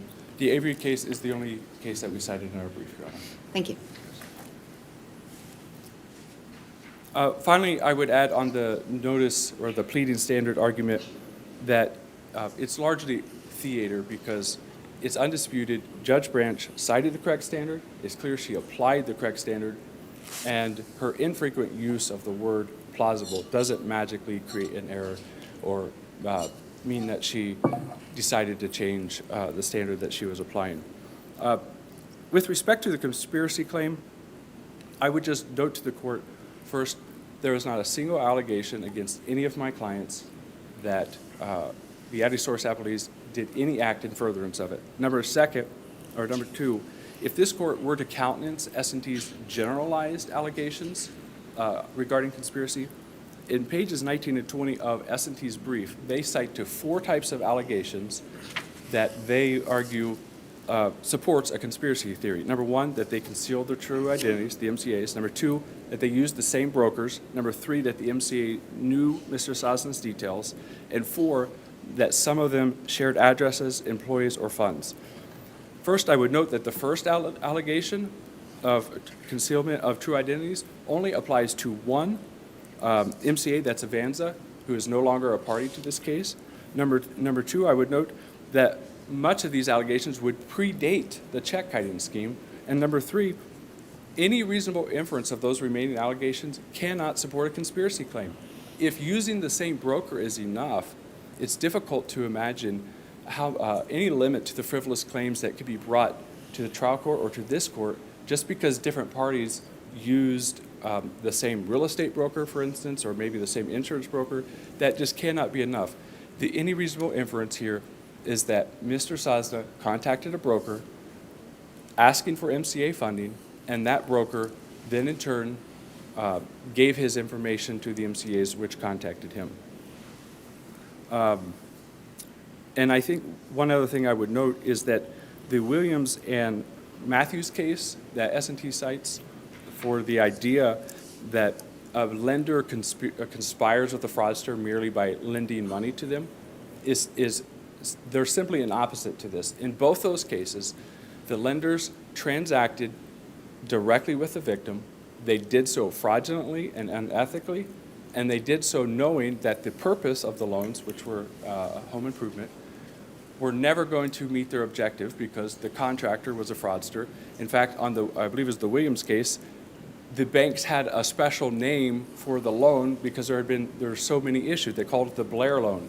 And yet they continued to fraudulently and unethically go out and offer these loans.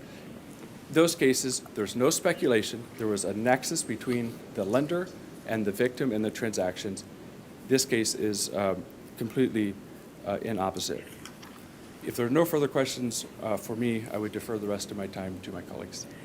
I have one question. Did I misunderstand the pleadings? Because I understood that the pleading stated that the MCAs changed the terms of the monies after the check kiting had begun.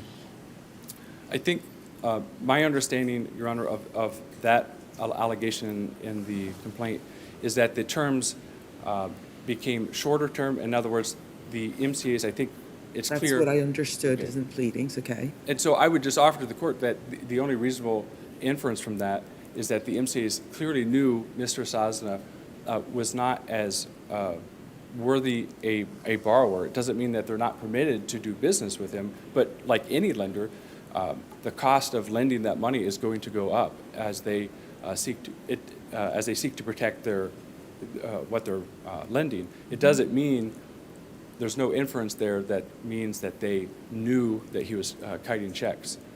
And But they knew that what I understand in your response is that they would have had known about the status of solvency of Mr. Sosna. That's what I understood in your response. I think the issue there, though, is if taken to its logical end, S&T's argument there would mean that if any bank runs a credit check and discovers that the borrower has other obligations and may not be in the best financial situation, that they're at risk for either a tortious interference or some type of claim by lending that borrower money because they now know that the borrower has other obligations, and that by lending this new amount of money, it'll make it more difficult. That's just not the law in Ohio. Lenders, businesses in general, are justified in pursuing their own business interest. It's not relevant whether Mr. Sosna was in the best financial shape or in the worst financial shape. They had a right. And I understand what you're saying, because the illegal act is not about the lending of the money, because the legal act is about the fraud which took place at the hands of Sosna. What we're trying to assess is whether there was enough at the pleadings for the civil conspiracy, because the civil conspiracy gets you to the fraud. I think, though, that... So it seems as if you're characterizing the illegal act, the lending of the money, and it's like, no, we potentially have the legal act within the fraud of Sosna. It's really whether there was enough pled, and we're talking about pleadings, whether there's enough pled to survive civil, with regard to civil But conspiracy. to that point, Your Honor, the Avery case point blank says that the plaintiff must allege actual damages attributable to the conspiracy in addition to those caused by the underlying tort. As S&T has pled this complaint, that's not possible, because the only underlying tort, and they concede this in pages 23 of the brief, the only underlying tort that they argue supports a conspiracy is the fraud. And so there would be there's no set of facts here by which S&T could show damages in addition to the fraud that Mr. Sosna committed. Well, as I understood it, and then you'll tell me whether this is sufficient. As I understood it, it's that once the check kiting began, then the loan, when the money was forwarded, the terms began to change, thereby enabling the continuance of the check kiting. So the damages is facilitating the continual check kiting. So that's what I understood. So you can respond by, that's not in the pleadings, you misunderstood that, or you can respond by, that's not sufficient. I think there's two issues with it, Your Honor. The first is that that's S&T's conclusion. The specific allegations show that Mr. Sosna completed his check kiting scheme by using the overdraft protection and by the fact that S&T was honoring checks that had not cleared. That's number one. And number two, it certainly is not sufficient to show some overarching 52 MCA conspiracy claim. I don't, any questions from the panel? All right, thank you. Thank you.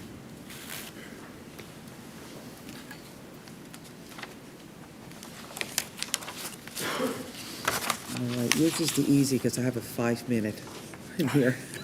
Everything else, I didn't have anything that corresponded in here. I appreciate that, Your Honor. May it please the court, Chad Zipfel on behalf of Applee Knight Capital Funding LLC.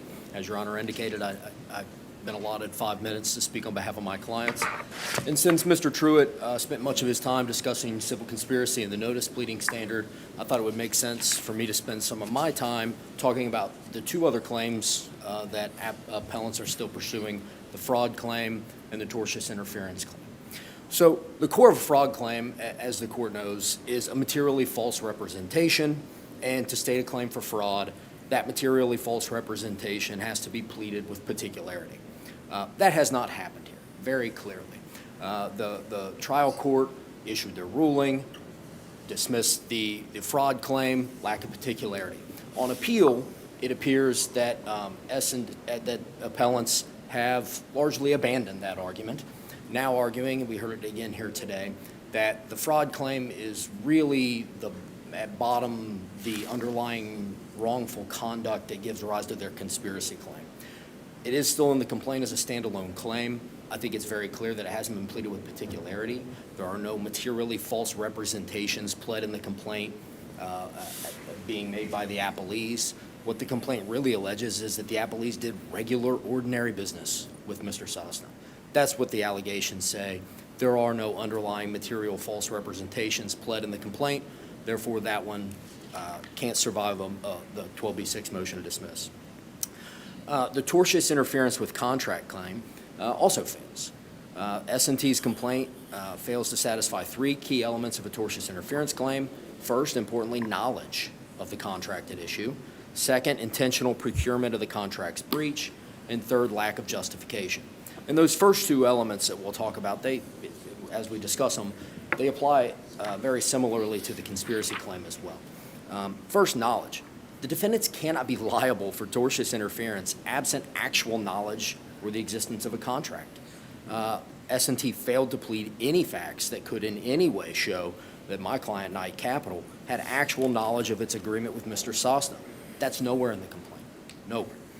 S&T simply alleges that it filed UCC financing statements and that the MCAs, including Knight Capital, should have known about it. Essentially, that's at best an allegation of construction knowledge, not actual knowledge. Thus, that's insufficient to state a tortious interference claim under Ohio law. Second, intentional procurement. Even if a Sosna entity breached the contract with S&T, there are no allegations in the complaint suggesting that any of the appellees intentionally designed the contract's breach. To show that intentional procurement, S&T has to demonstrate that Knight Capital or any of the other appellees was also aware of the terms of that contract and knew that their business would likely precipitate a breach. That's the Ohio law. Is there any allegation that there was an event of default before the MCAs took any money from the accounts or during that time? I don't believe so, Your Honor. It is a 271 paragraph complaint, so I don't have it all memorized, but I don't believe there's an allegation in there that the appellees were somehow knowledgeable of a default by Mr. Sosna or in any way, shape, or form. What the complaint really alleges is that the MCAs did business with Mr. Sosna like they've done business with everybody.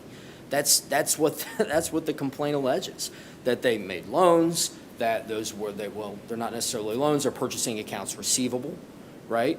And they do business with Mr. Sosna the same way they do business with everybody. That's the MCA industry.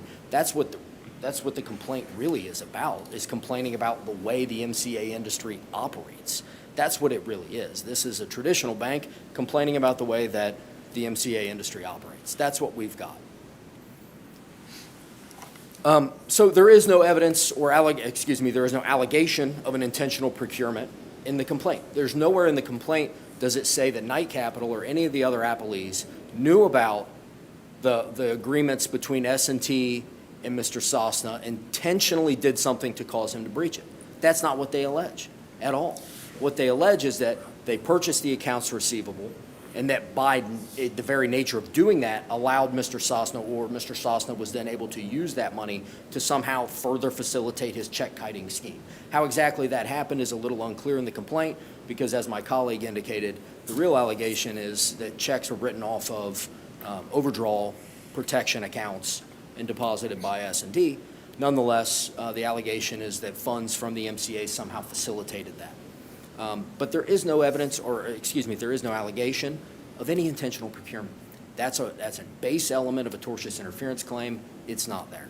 All right, thank you. I do have one quick question. Yes, Your Honor, of course. With regard to tortious interference, the complaint allege any resulting damage? Well, I would admit that in a way it sort of did. They have alleged in an overarching manner that they've been damaged as a result of Mr. Sosna's check kiting scheme. So I would imagine they would argue that. I don't think they've alleged any damages directly related to the conduct of the appellees. Because again, they've not alleged that we knew about those contracts or that we intentionally procured them, or intentionally procured the breach of them. So the complaint That's doesn't why I'm tie asking. other than a baseline. I'm not talking about the fraud, I'm just talking about Right. just the tortious interference, whether there is any allegation of resulting damages as a result of tortious interference. Other than I believe that other than the bare paragraph that would be at the end of the count in the complaint that says we were damaged as a result thereof, I don't believe it's in there. There are no supporting facts, no supporting allegations to show damages related in any way to the tortious interference. Thank you. Unless the court has any further questions, I'll surrender the rest of my time to my colleagues. All right, thank you.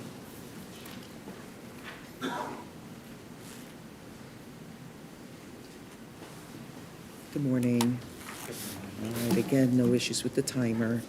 5 minutes. You can relax. Nothing. I got you covered, 5 minutes. Right. May it please the court, I'm Paul Carriage. I represent 4 of the MCAs. It's Green Fund of Manhattan LLC, YRB MCA Inc., KeyCap LLC, and Bridge Funding Cap LLC. So I have 5 minutes, and I'm going to try and touch upon 3 issues, but I'm going to do it super briefly as much as I can. First one is, I'm not going to restate what you've just heard. My clients join all of the arguments raised about the pleadings and the standards. Understood. The second part is I do want to spend probably the bulk of my time talking about proper application of the standard for a motion to dismiss. And then I think I'm going to touch upon personal jurisdiction. There's an alternative argument raised in the brief. It's just an alternative argument if you're not reversing from. And no one has really addressed personal jurisdiction yet. I'm sorry? I haven't heard anyone address personal jurisdiction Right, yet. but I would just rest on my brief. I don't think there's anything I'm going to say that isn't in the Okay. brief on that. So let's turn to the pleading standard, and I admit this is a little bit of a steep climb, but I'm going to try and convince you that Ohio has actually always had Twombly and Iqbal as the standard. So give me a couple of seconds and I'll try and explain this based on the historical application. I of wish the someone standards. had told us that. Yeah, well, so I think someone might have done in very vague language that has slowly been developed over the years. So 1957, Conley versus Gibson, United States Supreme Court, uses the phrase something along the lines of no set of facts. And everybody starts moving forward with this, and Ohio adopted that case, Conley versus Gibson, the 1957 US Supreme Court case. Ohio adopted that in 1975. So since 1975, in fact, in the syllabus of the O'Brien case, which it actually says Conley versus Gibson followed. Now, what happened then is, whatever it was, 30 years later or something, we got this Twombly versus Iqbal decision. And everybody uses this shorthand of heightened federal pleadings. That's the shorthand we use. But what Twombly did is, well, let me say it the other way around. Twombly didn't change anything. What Twombly did was explain that courts had misapplied Conley versus Gibson, and that the plausibility standard had always been the rule under Conley versus Gibson, and other courts had misunderstood that. And then from now on, apply Conley versus Gibson properly. Now, there's a concurrence written relatively recently by Justice DeWine explaining all of this in much better than I ever could, which is why if you read that concurrence, it will look remarkably similar to one of the sections of our brief, because I basically copied it. Because it seemed right that Conley You versus... practically adopted it, how's that? Yeah, sure. I would give Justice DeWine more kudos than that, but sure, I'll accept that. So what we get to is the plausibility standard that is explained in Twomley versus Iqbal is not a new standard. It is the standard that was set forth in Conley versus Gibson. And when the Ohio Supreme Court adopted Conley versus Gibson in 1975, the Ohio Supreme Court didn't adopt the misinterpretation of Conley versus Gibson. The Ohio Supreme Court adopted the proper interpretation of Conley versus Gibson. And all Twomley and Iqbal did was explain what that proper interpretation was, which is the claim has to be plausible. We can't have, so-and-so punched me on the nose, and by the way, they also conspired with aliens to do it. So sure, I might have made a plausible allegation of being punched on the nose, but I think we can probably get rid of the alien conspiracy claim, even though theoretically I guess I could prove the existence of aliens. I mean, there is a set of facts, but no one's going to allow that claim to move forward because it's not plausible. So what I think we end up with is the standard in Ohio, we use this phrase notice pleading standard, but all that Twomley did was explain what notice pleading means. It didn't change it to a heightened standard. It explained that plausibility has always been part of the notice pleading standard. And courts, if you read the big chunk of Twomley explaining exactly why Conley used the words it did, and it was basically because there was a whole section before the no set of facts standard saying these allegations are plainly plausible, and therefore it sort of moved past the plausibility analysis before it got to explaining the no set of facts standard, and it was the no set of facts standard that was quoted by a bunch of courts in isolation, and that led to this misunderstanding. So I'm going to try and sum this up in one snappy sentence if I can. Ohio Supreme Court adopted Conley versus Gibson, adopted the correct interpretation of Conley versus Gibson, not the incorrect interpretation of Conley versus Gibson, and all Twomley did was explain that, explain the proper interpretation of Conley versus Gibson. So when Ohio adopted Conley versus Gibson, it really adopted exactly the standard that is explained in Twomley. So if you get to the point where you're doing a de novo review of the claims, because you sort of have this problem with the use of the word plausible, I think that de novo review is done through the lens of Conley as explained through Twomley, not Conley as misapplied. And that's all I have to say. So that which is pled must be plausible. Yep. Okay. So is there anything that's pled that's not plausible in this case? Well, then you would just go back to what I would just say, like the decision, Judge Branch's decision sets forth the claims that are, Judge Branch applied the notice pleading standard in let me get this the right Understood, around. but, Yeah. but your friend, Attorney Truitt, Yeah. basically said this is de novo. Right. It doesn't matter if the wrong standard was applied. I'm not asking you for you to remand it for the trial court to redetermine. I'm asking you to determine under the correct standard. You are now explaining to us what the correct standard is. Yes. My question is there anything in the pleadings that's not plausible?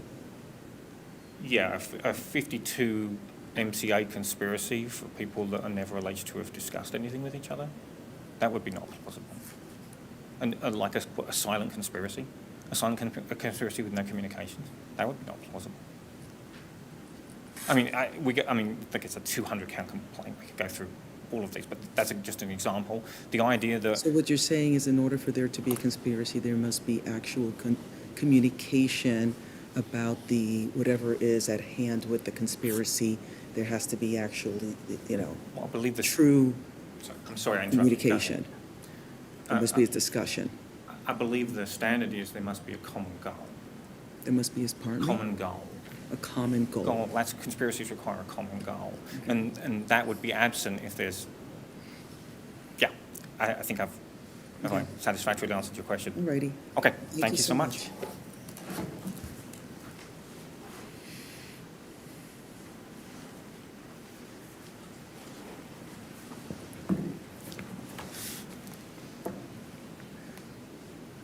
We do have a 3-minute one.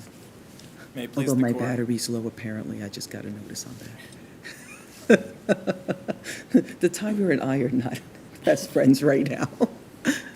You can start whenever you're ready. Thank you, Your Honor. May it please the court, my name is Dylan Gould from Markovitz, Stock and DeMarco, who represent Apelli Eincap, Inc. And I join in the legal arguments that have been made here today by counsel for the other defendants.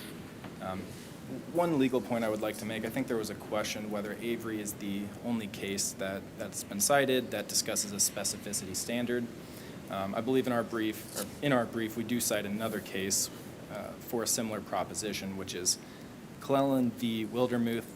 It's a 10th District decision. It's 2011, Ohio 6390, and we cited paragraph 20.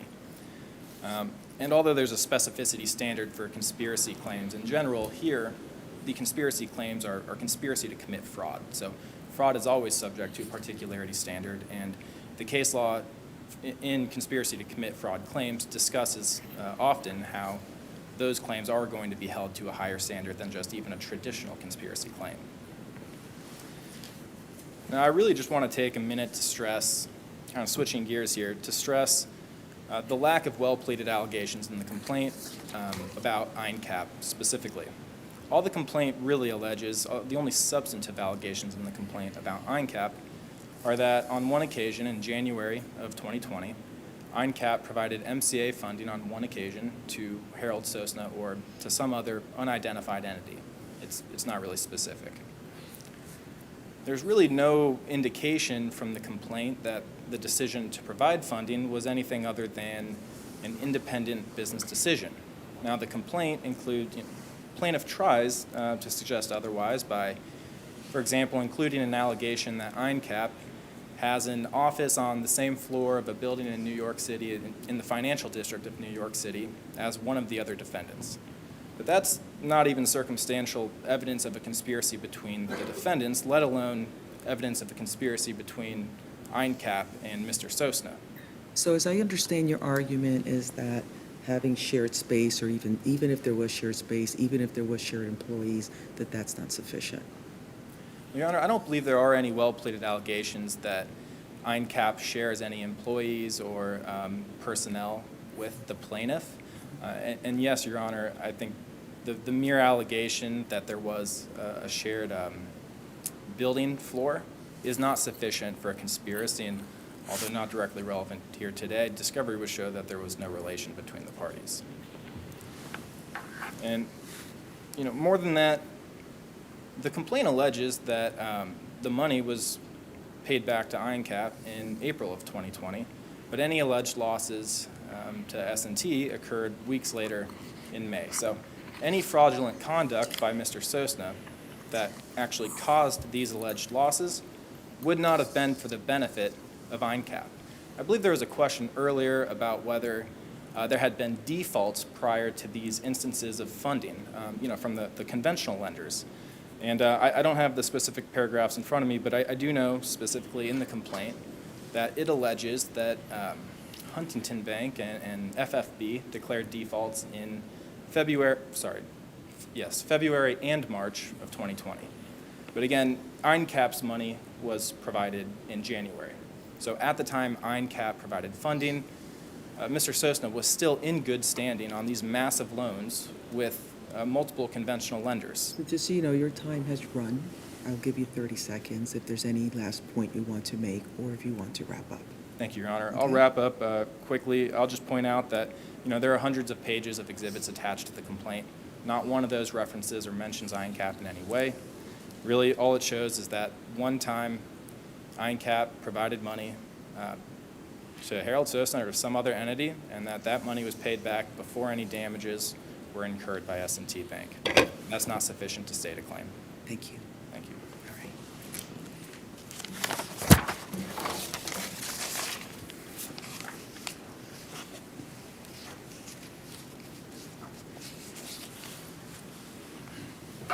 All right. All right.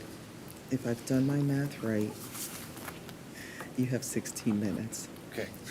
And there is no 16-minute timer thing here, so Well, we'll muddle through it. I doubt I will have 16 minutes of things. What I've been doing to is say, just Happy to using answer two the court's entries and having them. I do want to make, no. Do you think Ohio has adopted that Twombly standard? Well, so I was Is that going to what say you're 3 okay. points. First point is what this pleading standard was. So I think no. The answer is it has not. I think if you look at what Twombly and Iqbal did, it very clearly retired the no side of facts language from Conley v. Gibson that the Ohio courts have adopted. And if you look at federal court cases post Twombly and Iqbal properly applying that standard, you will not see the no side of facts language. You will not see that standard. I think it sort of blinks reality to say that the Iqbal and Twombly standard is not a raised one from the one that had been applied in federal court. And I think it is a raised one of the one that is properly applied in Ohio courts post Twombly and Iqbal. The Ohio courts, including this one, continue to use the no set of facts language as the standard. As recently in Maternal Grandmother, the Ohio Supreme Court used that language and applied that standard. I think the 8th District decision in Tuleta lays out very clearly that it is left to the Ohio Supreme Court or the rules, a rules change to adopt that higher standard. I think if you look at the DeWine concurrence in Maternal Grandmother, what you'll see is that Justice DeWine was acknowledging that that court had not decided whether to apply the plausibility standard.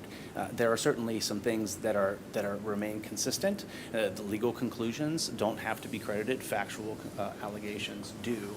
That has always been the rule in federal court, and it is the rule in Ohio courts. But the plausibility standard, the heightened plausibility standard, does not apply in Ohio courts. Well, how would you respond then to your opponent's arguments that both the Avery case and the Clellan v. Wildermuth case, which I'm looking at right now, both of those cases say that conspiracy claims must be pled with some degree of specificity?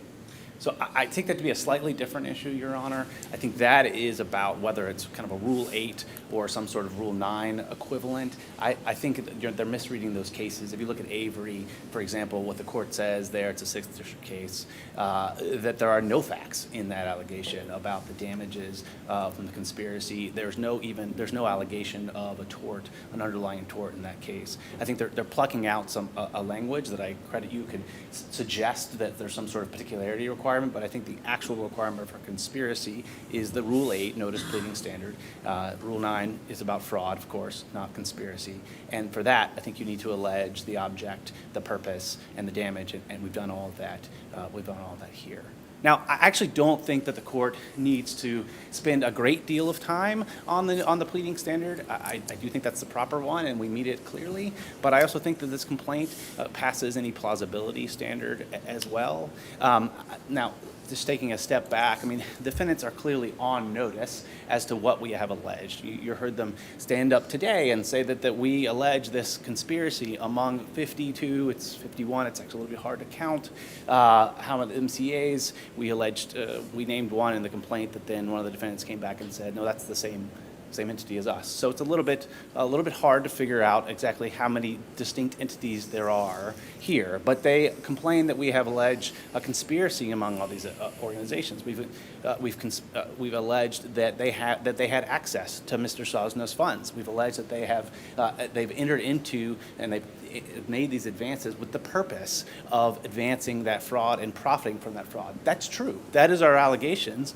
That they're clearly on notice of what we have alleged that they have done. They just dispute that they have done it.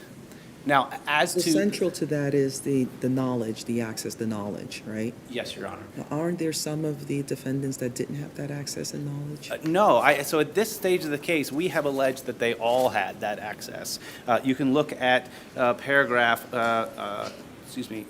113, we said that the defendants, all of them, logged into Sosna's accounts to schedule ACH payments. We've alleged at paragraph 122 that all of them intensely scrutinized Sosna's and his entity's finances. We alleged at paragraph 123 that all of them were acutely aware of the business's financial situation. And we alleged at 168 that all of them repeatedly informed Sosna that they were closely monitoring all of Sosna's and his entity's bank account history. We have made the allegations that all of them had this access access, that all of them were exercising this access, that they were in agreement and a common plan in order to advance this fraud. And so the question really is, have we met, going over whatever barrier, whatever burden it is, to show that it's not speculative or that it's plausible, depending on which standard you want to apply. And I think we've done both. I mean, this is not a case about the entire MCA industry. At paragraph 126, we allege that all of these MCAs made advances to Mr. Sosna. So this is not the entire industry as a whole. And this is not an allegation about goblins coming down or whatever the metaphor was. This is allegations about an industry that has some bad apples in it. It has been the subject of investigation, has been the subject of allegations. And I assume that you do acknowledge that simply providing the advances is not sufficient. I'm sorry, Your Honor? I assume that you acknowledge, you can say no, okay, that merely making the advances is not sufficient. I agree, Your Honor. I think for a conspiracy, you've got to have a common plan. You've got to have an agreement, either explicit or implicit. It doesn't have to be an explicit agreement. But I think what the Williams case shows is that when you make an advance or a loan in that case, knowing that what those funds are going to be used to do is to carry out a fraud, that's sufficient to show that common plan and that common design. I think that's certainly sufficient at the pleading stage to get us to discovery, so we can actually get in and understand how these advances worked, what the communications were, what they knew. Eventually, we will have to make our case. Eventually, we will have to prove the allegations that we've made, but they're clearly on notice of what they are, and I think they are more than plausible that that's what occurred here. So the other traditional lenders, they also lent money to Mr. Sosna, millions and millions and millions of dollars, also had the float. So is there any allegation that the traditional lenders We have acted? No, we have not alleged that they knew what was going on, and I think there's a couple different reasons for that, Your Honor. The first is that traditional lenders don't have this sort of bird's eye view, this sort of ongoing access where they can look at all of the accounts of Mr. Sosna at any time, where they can pool the funds at any, on a daily and weekly basis, these large amounts of funds. So one is the access. contract between the traditional lender and Mr. Sosna did not include the access to the accounts. I'm sorry? Is that what you're saying? Yes. That Yes. the So there's contract two between- distinctions, I think. The one is, and it's a big one, right, is the access and the knowledge that the MCAs had into Mr. Sosna's financial dealings But because the of the way they knowledge operate. that you're calling access and knowledge, but as I understood it, your knowledge is an inference from the access. We actually allege in explicit words that they had knowledge of his financial dealings. We actually allege that they scrutinized that. The question really is that a plausible allegation, right? And I think it obviously is. I mean, if you look, the second thing that distinguishes the MCA, the defendants here, from traditional banks is the series of loans that were made, the increasing amounts, the shortening period, and just the amounts as a whole, right? We're talking about Mr. Sosna, a man who is operating failing nursing So let me rephrase my question. facilities. Sure. So it's the access and the increasing of the terms of the repayment, and I believe also the interest. The amount of the The amount of payment the as well. interest after the check kiting begins is what creates the inference of the knowledge. I think it's what makes it plausible. I really don't think this court needs to infer anything. We have made the allegations. We have alleged the defendants knew. We have alleged that the defendants agreed with Okay, each then other. let me rephrase that. Are there circumstances that support the knowledge? Yes, Your Honor. Okay. That's correct. That's All right? Just to say a word about fraud and about tortious interference, and I'm happy to address personal jurisdiction if the court has any questions on that as well. On fraud, we do have a standalone count. The reason we have a standalone count is because, for two reasons. Below, of course, we alleged both that they are responsible for Mr. Sosna's fraud that no one disputes occurred, and that's because of the conspiracy, but that provides for a separate cause of action for fraud against the defendants. They are liable under Williams for their co-conspirators' fraud that no one really disputes occurred here. Below, we also alleged that there was a separate fraud from the MCAs, by the MCAs, that is the misrepresentations, the concealing of their loans by holding back the UCC filings. We haven't rested on that here. We haven't abandoned that, but I think it's sufficient for our fraud claim that we have alleged and plausibly alleged a conspiracy that makes them liable for Mr. Sosna's fraud. As to the tortious interference, Your Honors, I think we again have made the allegations sufficient to make out a claim for tortious interference, and they are on notice that that is what we have alleged. I think there was a question about the damages. There was a question about damages, resulting damages from the tortious interference. Correct. So I think question. Right, and the damages that we have alleged, you can look at, it's paragraph 270 of our complaint, and what we said is they have deprived us of our collateral. They have taken all of the accounts receivable that we had a priority interest in a way that once the inevitable default came from Mr. Sosna, we could no longer collect on that. And they did that knowing that we had a priority interest on that, on the accounts But receivable. at the point that they took that money, there was no event of default, correct? There had not been an event of default, that's correct. So if At least that's the allegation. okay, so if there was a lender or any sort of creditor who took from that account, let's put the MCAs aside for a second, that took from that account knowing, if they actually knew that there was a security interest there before an event of default, how would that translate to interference? So I think you've got two different things going on there. I mean, one is the conduct that you actually damage us, and I think there's a distinction here in that we've alleged a conspiracy. They are working together, and they are draining these accounts of any value, not just exercising one withdrawal, but a series over daily and repeated withdrawals that drain them of account. Two, they have the knowledge of the priority interest. And then three, I think what's important here is that tortious interference has to be unjustified. And so I think the court does have to say, have we plausibly alleged that what they did here was not justified by their own business interests? And I think we've made that case, at least at the pleading stage, that it's fine to exercise your loans when you're not acting in conspiracy to further this series of loans and advances that suck these things dry of any value. It is not justified when what you're done is work in conspiracy to allow and to benefit from this series of loans, from the misconduct by Mr. Sosna, and pull that money in, leaving us with no collateral at all. Thank you.